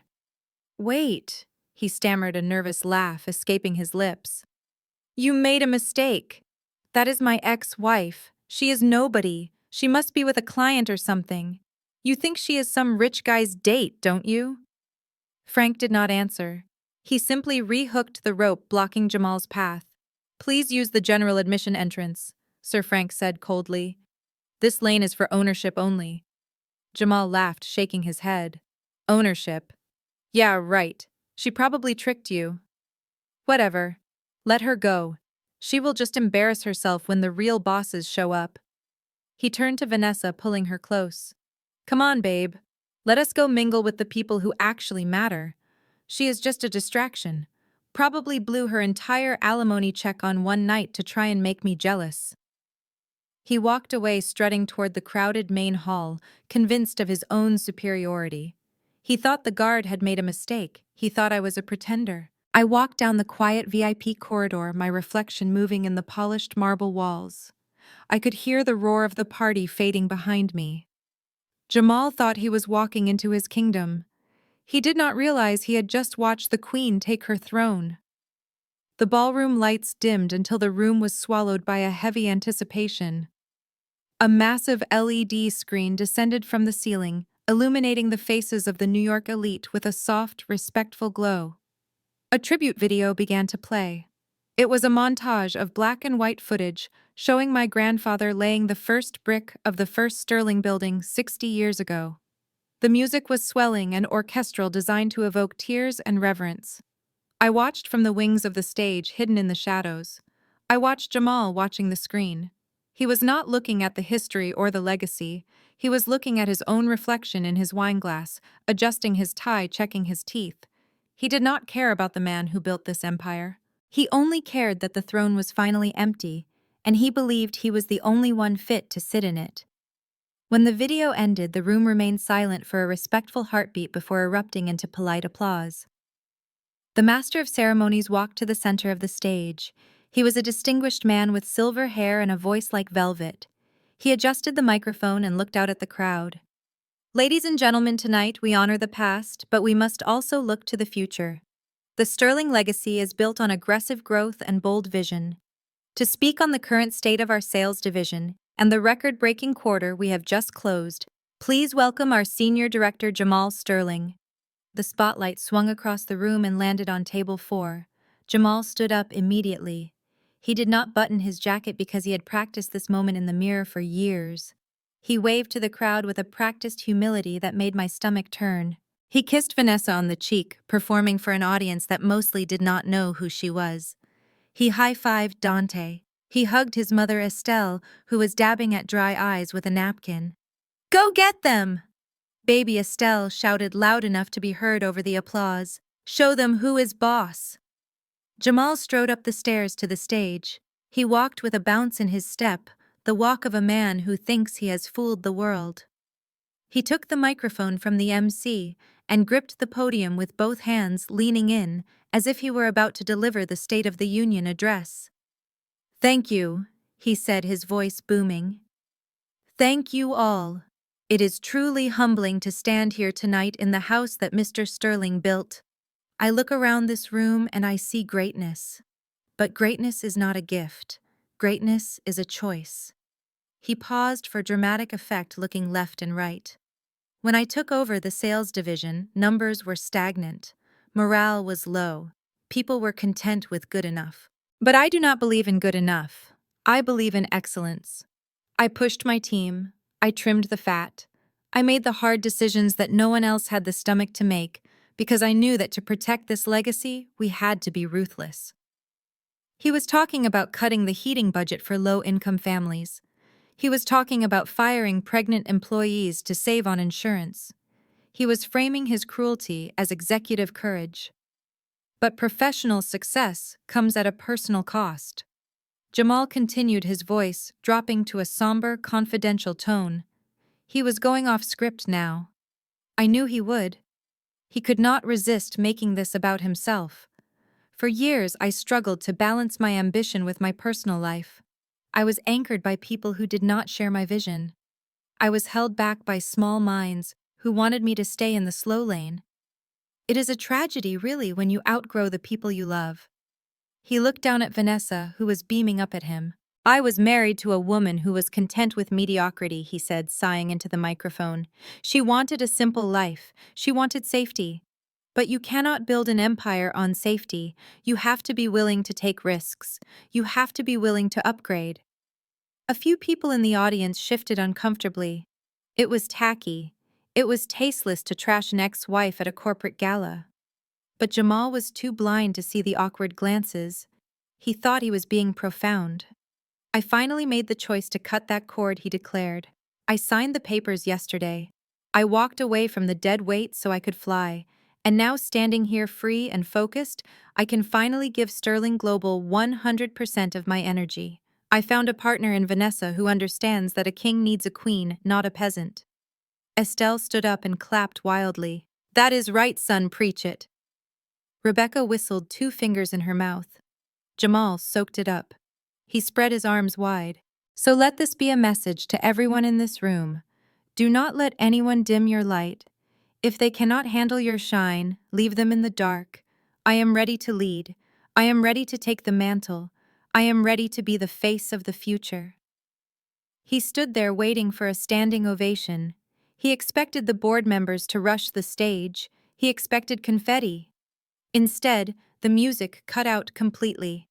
The feedback from the microphone screeched a high-pitched wail that made everyone cover their ears. Jamal flinched, looking around confused. What is happening? He snapped at the sound booth. Fix the audio. I am not done. The master of ceremonies walked back onto the stage. He did not look happy. He looked like a man who had been ordered to take out the trash. He walked right up to Jamal and reached for the microphone. I said, I am not done, Jamal hissed, pulling the mic away. I have a closing statement. Thank you, Mr. Sterling, the MC said, his voice projecting clearly even without the amplification. That will be quite enough. Enough. Jamal laughed nervously. I am the keynote speaker. I am the incoming vice president. You do not interrupt me. The MC grabbed the microphone stand and, with a surprising amount of strength, yanked it out of Jamal's grip. The sound of the struggle thumped through the speakers. You are not the vice president, the MC said coldly. And you are certainly not the future. Please step aside. The room went dead silent. The tension was thick enough to choke on. Jamal stood there stripped of his voice, his hands hovering in empty air. He looked at the audience. He looked at his mother, who had stopped clapping and was staring with her mouth open. This is a mistake, Jamal shouted, his voice sounding thin and weak without the speakers. Do you know who I am? We know exactly who you are, the MC replied, turning his back on Jamal. The MC looked out at the audience. He adjusted his tie and smiled a genuine, respectful smile. Ladies and gentlemen, we apologize for the interruption. It is now my distinct honor to introduce the true reason we are all here tonight. The individual who has been entrusted with the legacy of our founder. The massive screen behind the stage flickered. The logo of Sterling Global appeared spinning in gold. Please rise, the MC commanded. The crowd stood up. The chairs scraped against the floor. They sensed the shift. They knew the real power was about to enter the room. Jamal stood frozen on the side of the stage, refusing to leave. He looked like a confused child. He thought maybe this was part of the surprise. Maybe the chairman was coming out to shake his hand. For the first time in public, the MC announced, his voice ringing like a bell. I present to you the sole heir to the Sterling estate, the owner of 100% of the voting stock, the chairwoman of the board. The screen flashed white, and then a name appeared in massive bold letters, a name that made Jamal's knees buckle. Simone Williams Sterling.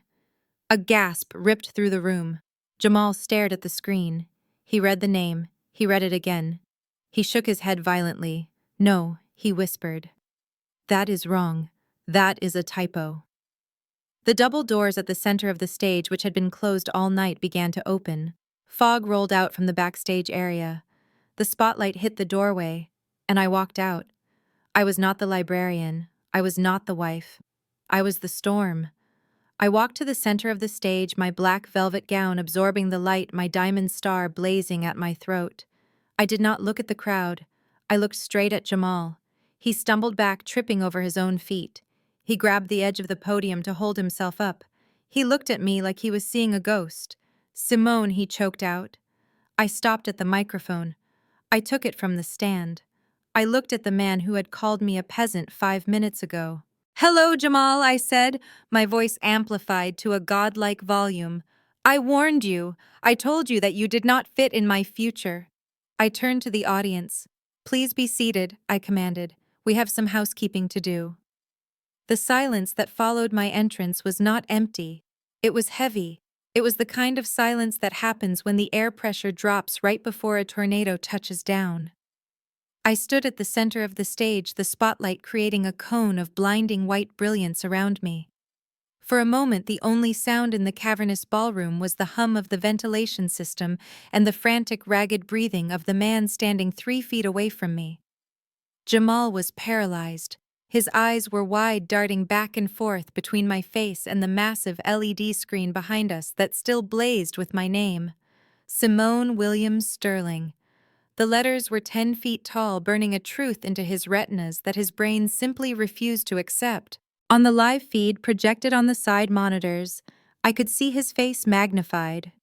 The sweat was already breaking out on his forehead, beading along his hairline. His skin had turned an ashen gray. The arrogant smirk that had defined him for 5 years was gone, replaced by a look of primal, terrified confusion. He looked like a man who had woken up in a coffin.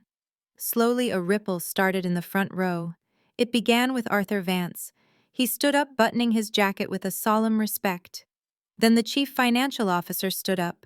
Then the mayor of New York. Then the senators. Like a wave crashing toward the shore, the entire ballroom rose to its feet. 300 of the most powerful people in the world were standing not for Jamal, not for the legacy of the company, but for me. They were standing for the chairwoman. They were paying homage to the crown. The applause started low, a polite rumble that quickly grew into a thunderous roar. It washed over the stage, vibrating through the floorboards, up into the soles of my feet. It was deafening. It was validating. And for Jamal, it was suffocating. He looked out at the sea of people cheering for the wife he had called a peasant. He shrank back, grabbing the edge of the podium, as if the applause were a physical force pushing him off the stage. Down in the audience, the shockwave was hitting his family with the force of a physical blow. I looked down from my vantage point and saw them clearly. They were frozen in a tableau of disaster at table 4. Rebecca was standing, her mouth agape, her eyes bulging. She was holding a full glass of heavy Cabernet Sauvignon. Her hands started to shake. It was a tremor of pure neurological shock. She watched the room bow to the woman she had told to take the subway. The reality of her mistake, the magnitude of her insult, crashed down on her. Her fingers lost their grip. The crystal glass slipped from her hand. It fell in slow motion. It hit the edge of the table and shattered, sending a crimson wave of wine splashing outward. Vanessa was standing next to her, paralyzed by the sight of her name on the screen being eclipsed by mine. She didn't move in time. The red wine hit her white dress. It splashed across her chest and down her skirt, soaking into the cheap fabric like a gunshot wound. It looked like blood. It looked like ruin. Vanessa screamed a high, piercing sound that cut through the applause. She looked down at her ruined dress, the dress she had thought was her wedding gown. She looked at Rebecca, with pure hatred. "You idiot," Vanessa shrieked, shoving Rebecca. "Look what you did! You ruined it!" Rebecca didn't even look at her. She couldn't take her eyes off me. She was staring at the diamond pendant at my throat, the one she had called fake glass. Under the stage lights, it fired beams of blue and white light that seemed to burn her from across the room. She realized in that moment that the necklace alone was worth more than her husband's entire life earnings. I turned my attention back to the man on stage. The applause was beginning to fade, settling into an expectant hush. They wanted to hear the new queen speak. I walked to the podium. I moved with a slow, deliberate grace, the black velvet of my gown trailing behind me like a shadow. I did not look at Jamal. To look at him would be to acknowledge him as an equal, and he was no longer that. To me, he was now just an obstacle, a piece of furniture that needed to be moved. Jamal was still gripping the microphone stand, his knuckles white. "Simone," he whispered, his voice cracking. "This is a joke, right? This is some kind of sick prank. You hired actors. You cannot be the owner. You are a librarian." I reached out and placed my hand on the microphone. I did not pull it. I simply waited. The gesture was clear. Yield. He didn't let go. He stared at me, desperation swimming in his eyes. "Tell them," he begged the microphone, picking up his frantic whisper, broadcasting it to the entire room. "Tell them it is a mistake." I leaned forward close enough that he could smell my perfume, the scent of tuberose and victory. "Let go, Jamal," I said softly, "before security makes you let go." His hand trembled and then fell away to his side. He stepped back, stumbling slightly. I adjusted the microphone height. I looked out at the room. I waited 3 seconds. 1, 2, 3. The silence was absolute. "Thank you," I said, my voice clear and commanding, ringing through the high-quality speakers. "Thank you all for that warm welcome. It is an honor to finally step out of the shadows and stand in the light of my grandfather's legacy." I paused, letting my eyes sweep over the crowd, making contact with the board members I had met secretly over the last week. "I would like to thank the previous speaker," I continued, gesturing vaguely to where Jamal was cowering, "for that interesting performance. It is always illuminating to hear the perspective of a mid-level employee, even if that perspective is somewhat detached from reality." A ripple of nervous laughter went through the room. Jamal flinched as if I had slapped him. Mid-level employee. I had just demoted him from vice president to nobody in front of the entire industry. I turned my body slowly so I was facing him directly. The cameras followed me. The giant screen behind us showed my profile, sharp and unyielding, and Jamal's face crumbling in real time. "Jamal," I said, my voice dropping an octave, becoming professional and cold. "I believe you were done." He stared at me, his mouth opening and closing like a fish on a dock. But the promotion," he stammered. "The vice presidency. The announcement." "There is no promotion, Jamal," I said. "There never was. The only announcement regarding your career is sitting on the desk in the Human Resources Department." He looked at the crowd, searching for an ally, searching for someone to tell him this wasn't happening. But no one would meet his eyes. They were all looking at me. They knew where the power lay. "You can step down now," I said, gesturing to the stairs. "You can walk off this stage and leave with whatever shred of dignity you have left." He didn't move. He was rooted to the spot by shock and ego. Or, I added, leaning closer to the mic, my voice hardening into steel, "You can stay right there, and I will process your termination for cause live on camera. I will list every dollar you stole, every lie you told, and every policy you violated. I will read your audit report to this room, Jamal. Is that what you want? Do you want your exit interview to be a public spectacle?" The threat hung in the air, heavy and terrifying. Jamal looked at the screen behind me where the words financial audit were already queued up, ready to launch. He looked at the investors. He looked at his mother, who was weeping into a napkin. He realized the trap had snapped shut. He let out a sound, a whimper that was pitiful, coming from a man in a $5,000 suit. He looked at me one last time, not with love, not even with hate, but with fear. I am going," he whispered. He turned and walked toward the stairs. He did not strut. He did not bounce. He dragged his feet, his shoulders slumped, his head down. "Good choice," I said to his retreating back. I turned back to the audience. I smiled, a genuine, dazzling smile. "Now that we have cleared the stage of distractions," I said, "let us talk about the future of Sterling Global. Let us talk about truth." He had almost made it to the stairs. He was 3 steps away from disappearing into the shadows of the wings, from escaping the blinding light of the truth. But Jamal Sterling was a man driven by an ego so fragile that it could not sustain the weight of humiliation. He stopped. He turned around. His face was twisted into a rictus of pure, unadulterated hate. He looked at the screen where my name loomed over him like a judgment, and he snapped. "You are a liar!" he screamed, his voice shredding the dignified silence of the ballroom. He ran back toward the center of the stage, ignoring the gasps of the audience. "You are a fraud, Simone. You are nothing but a poor librarian from Queens. You count pennies to buy subway tickets. You wear clothes from the thrift store. You cannot be the owner. You are the help. You are a nobody." He was panting, pointing a shaking finger at me, his eyes wild. "Tell them," he shouted at the crowd. "Tell them who you really are. Tell them about the leaks in our apartment. Tell them how you beg me for money. This is a trick. She is mentally unstable. She is delusional." I stood perfectly still, letting him scream. I let him vomit his insecurity all over the stage. I let the board members see the man they were about to promote in his raw, unfiltered state. He looked deranged. He looked dangerous. "Are you finished, Jamal?" I asked calmly when he finally paused for breath. He glared at me, chest heaving. "I am finished when I say I am finished. Get off my stage." "Your stage," I repeated. I raised the small remote control in my hand. "If you want to talk about who I really am, Jamal, let us look at the documentation.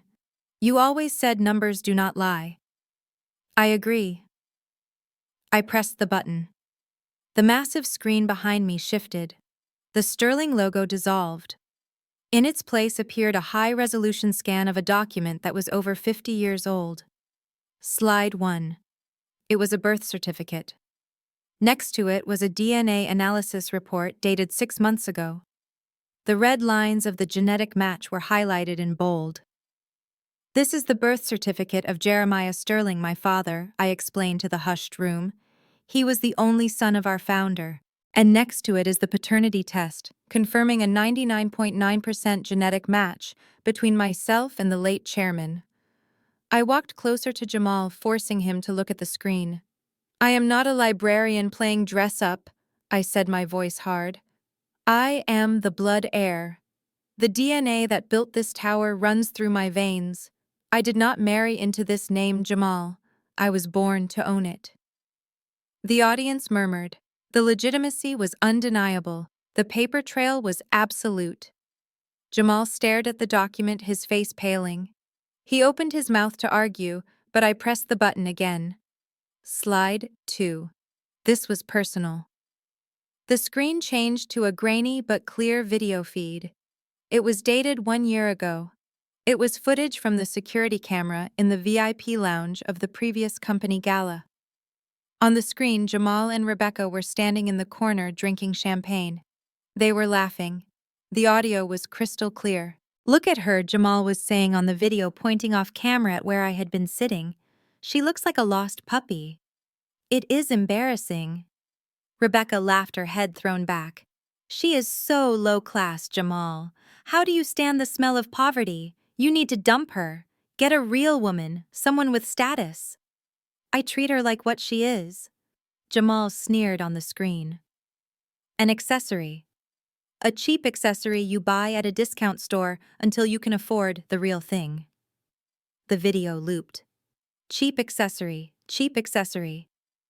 I looked down at Rebecca in the audience.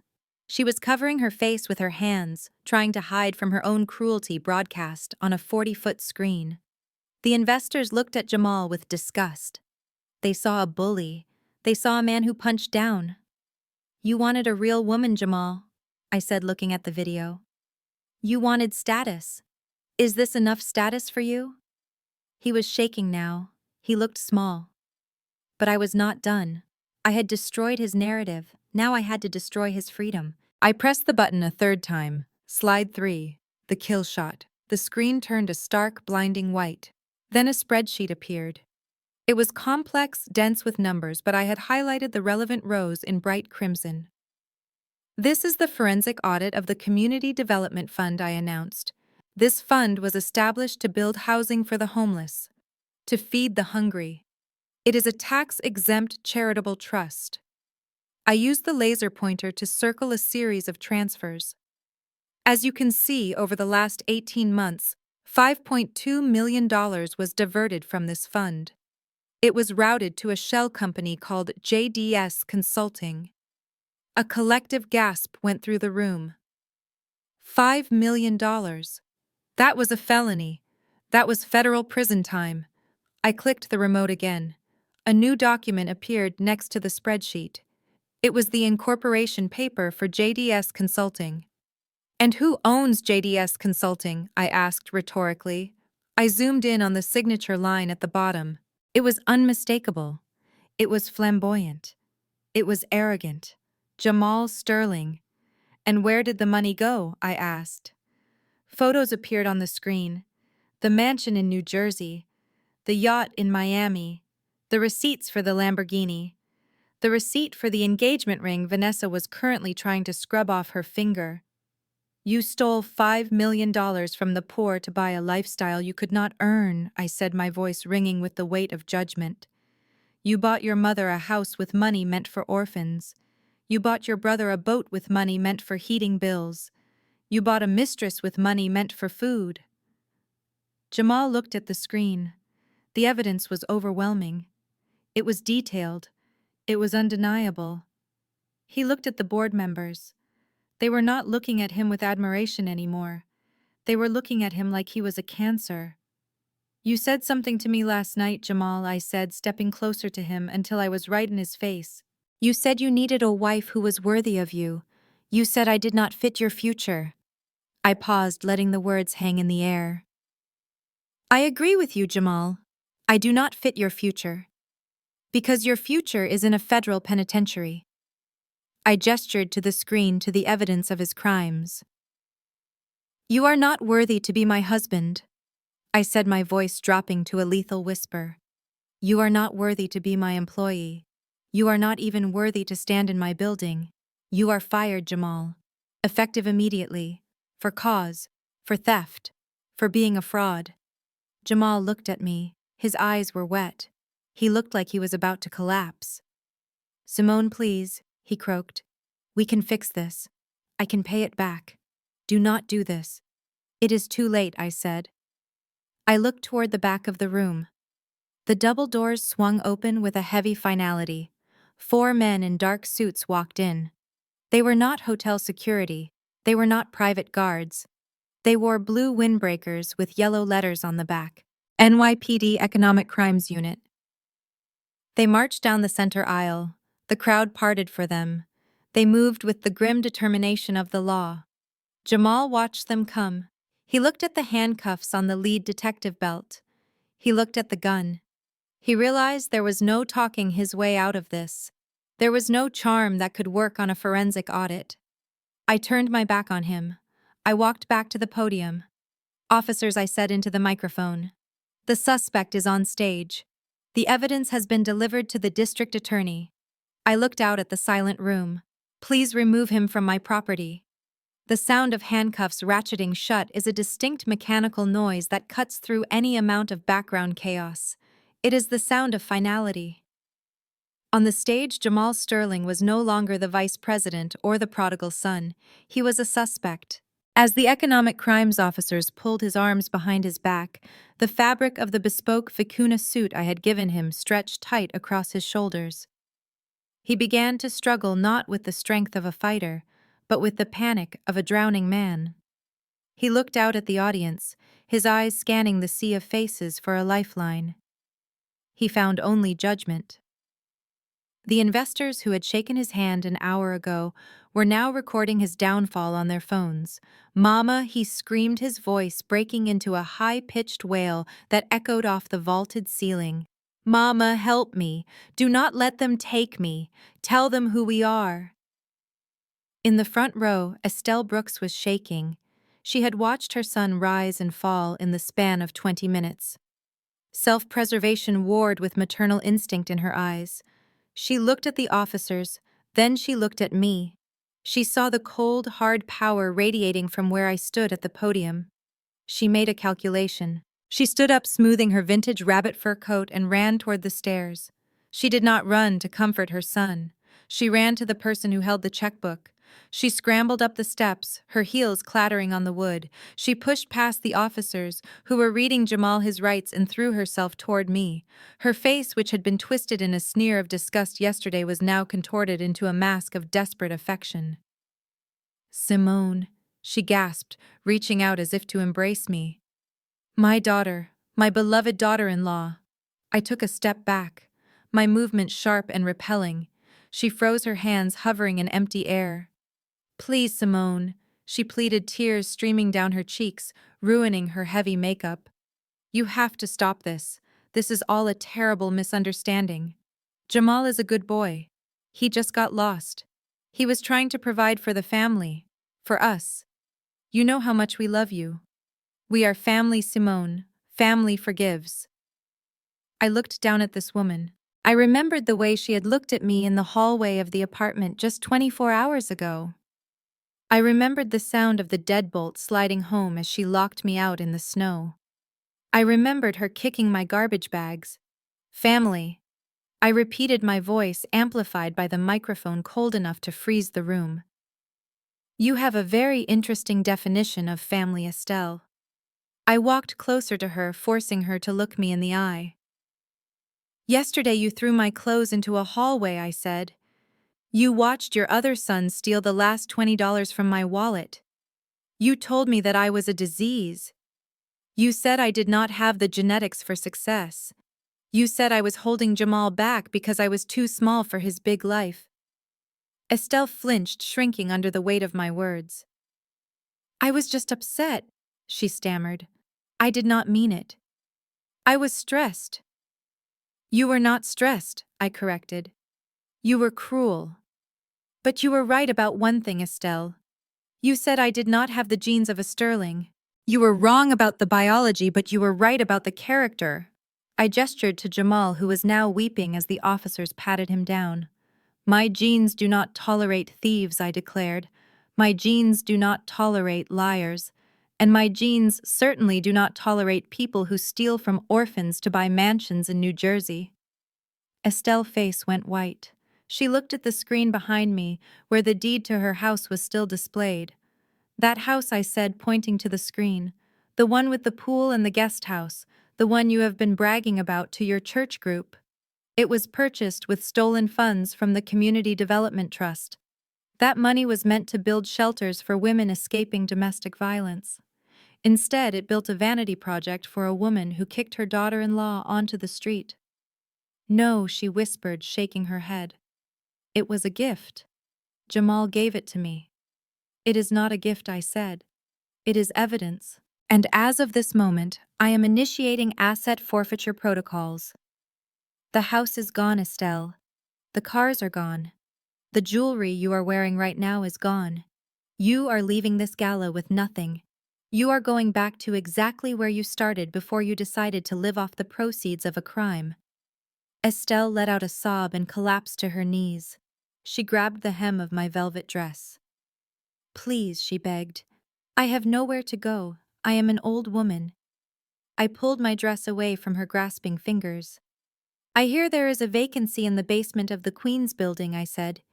The heating is a little unreliable because someone cut the budget, but I am sure you will manage. After all, you are a survivor, right? Security removed her. Two guards lifted her by her arms and dragged her off the stage. She was wailing, calling my name, calling Jamal's name, but no one listened. Down on the floor, the reality of the situation finally hit the rest of the clan. Rebecca and Dante were watching the scene with horror. They realized the shield of arrogance had shattered. Dante looked at the officers surrounding his brother. He looked at the exit signs. He grabbed Rebecca's arm. "We need to go," he hissed. "Now, before she looks this way." They turned and tried to blend into the crowd, moving quickly toward the side doors. They kept their heads down, trying to make themselves small, trying to disappear. But Frank, the head of security, was already there. He stepped in front of the exit, his massive frame blocking their path. He was not smiling. "Going somewhere, Mr. Brooks?" Frank asked. Dante forced a smile, sweat beading on his upper lip. "Just getting some air, Frank. It is getting a little intense in here. We are just going to head out." Frank shook his head. "I am afraid I cannot let you do that." "Why not?" Rebecca snapped, her entitlement flaring up even in the face of disaster. "We are not employees. You cannot hold us." "I am not holding you," Frank said, crossing his arms. "But the gentlemen behind you are." Dante turned around. Two FBI agents were standing there holding warrants. "Dante Brooks," one agent said. "We have a warrant for your arrest regarding 4 counts of bank fraud and conspiracy to commit money laundering. You are the registered owner of a shell company that received $1.5 million in stolen corporate funds." Dante's knees gave out. He did not scream like his brother. He simply folded, crumbling under the weight of the consequences he thought he would never have to face. He slumped against the wall, sliding down until he hit the floor. "It was Jamal," he whimpered, pointing a shaking hand at the stage. "He made me sign the papers. I did not know. I just wanted a boat." "And you, Mrs. Brooks," the agent said, turning to Rebecca. "We have questions regarding your use of credit cards linked to the stolen accounts." Rebecca's face went pale. "But I am just a housewife," she squeaked. "I did not steal anything. You spent $40,000 on clothes using a card registered to a fake charity," the agent said, taking her arm. "That is theft." As they were handcuffed and led away, passing the guests they had sneered at only an hour ago, the room watched in silence. The entire family was being dismantled, piece by piece. The arrogance was gone. The cruelty was gone. All that was left was the shame.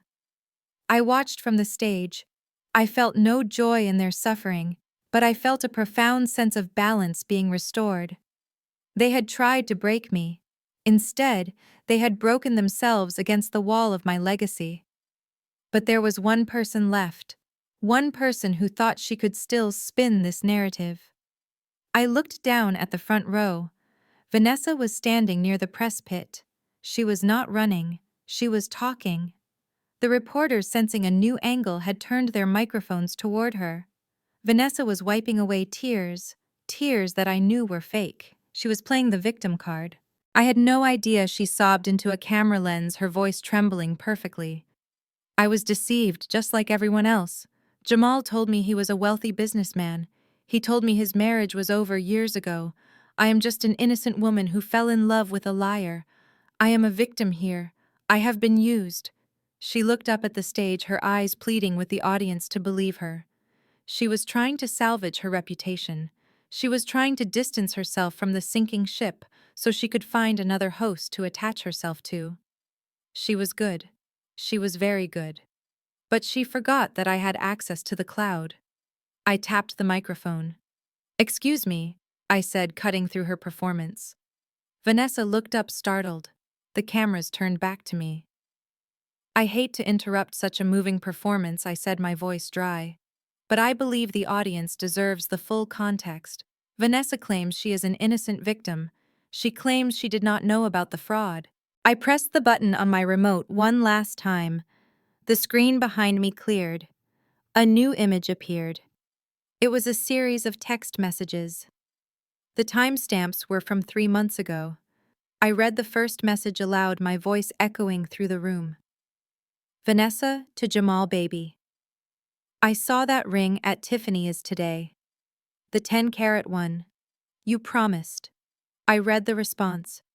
Jamal to Vanessa. I cannot right now. The funds are tight. Simone is asking questions about the budget. And then the next message, the smoking gun. Vanessa to Jamal. I do not care about the budget. Fix it. Move the money from that charity thing you talked about.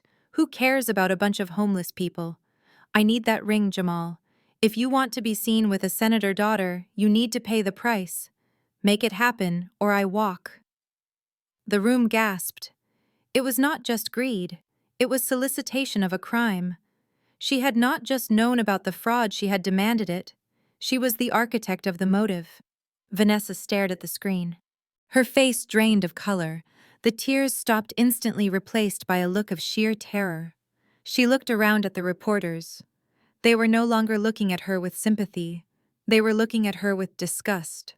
They were recording the evidence of her complicity. That is fake, she screamed, her voice shrill. She photoshopped that. I looked toward the side entrance where the VIP guests were seated.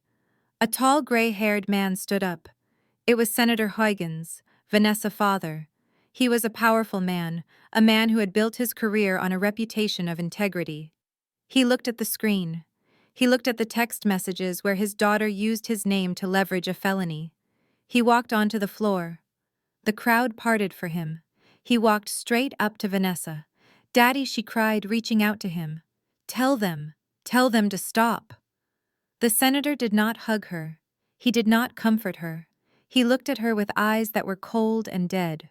You used my name, he said, his voice low but audible in the silent room. You used my name to extort stolen money. Daddy, please, she begged. He raised his hand and slapped her. It was a sharp, shocking sound. It was not an act of violence so much as an act of severance. You are a disgrace, he said. Do not call me Daddy. Do not come to my house. You are on your own. He turned his back on her and walked out of the ballroom, leaving his daughter standing alone in her wine-stained dress. The rejection was total. She had lost her lover. She had lost her reputation. And now she had lost her protection. Security, I said from the stage. Please remove the non-guest from the floor. 2 guards approached Vanessa. She did not fight. She looked broken. She allowed them to lead her away, her head hanging low, the flashes of the cameras capturing every second of her walk of shame. Finally, I looked back at Jamal. The officers had finished processing him. He was handcuffed. He was slumped over, defeated. They began to lead him toward the exit. He walked slowly, his feet dragging. As he reached the edge of the stage, he stopped. He looked up at me one last time. For 5 years, I had looked into those eyes and seen only arrogance and judgment. But tonight, I saw something else. I saw regret. Deep, crushing regret. He looked at me in my velvet gown, standing in the spotlight of the empire I owned. He looked at the woman he had thrown away. He realized that everything he had ever wanted, status, power, respect, was right there in his own home all along. And he had traded it for a prison cell. He opened his mouth as if to speak, as if to say sorry, as if to beg for one more chance. I did not let him. I simply turned off the microphone. I turned my back on him and looked at the screen where the sterling logo was shining bright and clean. I heard the doors close behind him. The trash had been taken out. The building was clean. And I had a company to run. The gavel struck the mahogany sound block with a finality that echoed through the federal courthouse. It was a sound I had been waiting 6 months to hear. Jamal stood before the judge. The midnight blue vicuna suit I had given him was long gone. It had been seized as evidence and auctioned off to pay a fraction of his restitution. Today he wore an orange jumpsuit that was 2 sizes too big for his diminishing frame. He looked gaunt. The stress of the trial and the reality of his failure had stripped away the handsome facade, leaving only a scared small man. The judge adjusted his spectacles and looked down at Jamal with zero sympathy. Jamal Sterling, you have been found guilty on 14 counts of wire fraud, embezzlement, and conspiracy. You abused your position of power, you stole from the vulnerable, and you showed a complete lack of remorse until you were caught. I sentence you to 15 years in federal prison without the possibility of parole. Jamal's knees buckled. The bailiffs had to hold him up. He turned his head, scanning the gallery. He wasn't looking for his mother. He wasn't looking for his friends. He was looking for me. I was sitting in the back row wearing a white suit, my face impassive. Our eyes met across the courtroom. He mouthed the word sorry. I didn't blink. I stood up, turned around, and walked out of the courtroom. The door closed behind me, shutting away his future forever. But justice is not just about prison. Justice is about balance. While Jamal was being processed into a 6x8 cell, his family was being processed into their new reality. I did not throw them onto the street. That would have been cruel. Instead, I used my power as the owner of Sterling Global to find them housing. I placed them in one of our properties. Specifically, I placed them in Building 4C in the Bronx. It was the exact building where Jamal had ordered the heating budget cut by 40%. It was a poetic kind of hell. Estelle, Dante, and Rebecca were now squeezing into a 2-bedroom unit on the 4th floor. The elevator was broken because Jamal had deferred the maintenance. The radiator clanked and hissed, but produced no heat because Jamal had stolen the boiler money. I visited the building inspection logs yesterday. The superintendent reported that Estelle spends her days sitting by the window wrapped in cheap blankets, complaining to anyone who will listen that she used to be royalty. She tells the neighbors that there was a mistake, that she belongs in a mansion. But the neighbors know who she is. They know her son is the reason they froze last winter. They do not offer her sympathy. They offer her the cold shoulder. Dante and Rebecca divorced 3 months ago. The stress of poverty broke them. Rebecca moved back to Ohio to live with her parents, leaving Dante alone on the sofa in his mother's living room. He has no yacht. He has no watch. He spends his days arguing with the Social Security office, trying to claim benefits he never paid into. They are living the life they tried to sentence me to. And every time the wind howls through the drafty windows, they are reminded of the choices they made. Back in Manhattan, the view from the 90th floor is much clearer. I sat in the chairman's office, the desk now cleared of my grandfather's clutter and replaced with sleek, modern glass. The city sprawled out beneath me, alive and electric. Arthur Vance stood by the door holding a tablet. "The restructuring is complete, Ms. Williams," Arthur said. "We have purged the last of Jamal's inner circle. The sycophants, the enablers, the managers who looked the other way while he stole. They are all gone." "Good," I said, swiveling my chair to face him. "And the new compensation package. It is ready for your signature," Arthur said, stepping forward. "But, Ms. Williams, I must remind you that this is unprecedented. Wall Street is going to panic." "Let them panic," I said, taking the stylus. I looked at the document. It was an executive order that would change the industry. It mandated an immediate 50% salary increase for all entry-level staff: janitors, administrative assistants, mailroom clerks, and archivists. The people who actually ran the building, the people who were invisible to men like Jamal. I signed my name. The digital ink flowed smooth and permanent. "I was once one of them, Arthur," I said, handing the tablet back. "I know what it feels like to choose between lunch and a subway ticket. No one who works for Sterling Global will ever have to make that choice again. We are building an empire on loyalty, not fear." Arthur smiled, a genuine, proud smile. "You are changing the world, Simone." "I am just cleaning my house," I replied. I stood up and walked to the wall where a new portrait hung. It was a painting of my grandfather. But next to it, I had commissioned a plaque. It was the charter for the Phoenix Foundation, a non-profit organization dedicated to providing legal aid and financial housing to women escaping financial abuse. I had endowed it with the $5 million we recovered from the sale of Estelle's mansion, so Arthur asked, closing the file. "What about you? You have the company. You have the foundation. The press is asking if there is a Mr. Sterling in the future. Everyone wants to know if the Queen is looking for a king. I laughed. It was a light, free sound. I walked to the window and pressed my hand against the cool glass. I looked down at the streets where I used to walk with my head down, afraid to take up space. I do not need a King Arthur, I said. I spent 5 years shrinking myself to fit into a man's pocket. I spent 5 years apologizing for my existence. I thought that love meant making myself smaller so he could feel bigger. I turned back to the room. The space was vast. It was mine. I am not looking for a partner, I said. I am busy building a legacy. I have buildings to raise. I have communities to heal. I have a life to live on my own terms.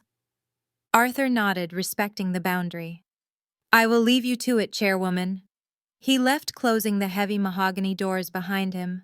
I was alone. But for the first time in my life, I was not lonely. I walked over to the safe behind my desk. I opened it. Inside, sitting on a velvet cushion, was the simple gold wedding band I had worn for 5 years.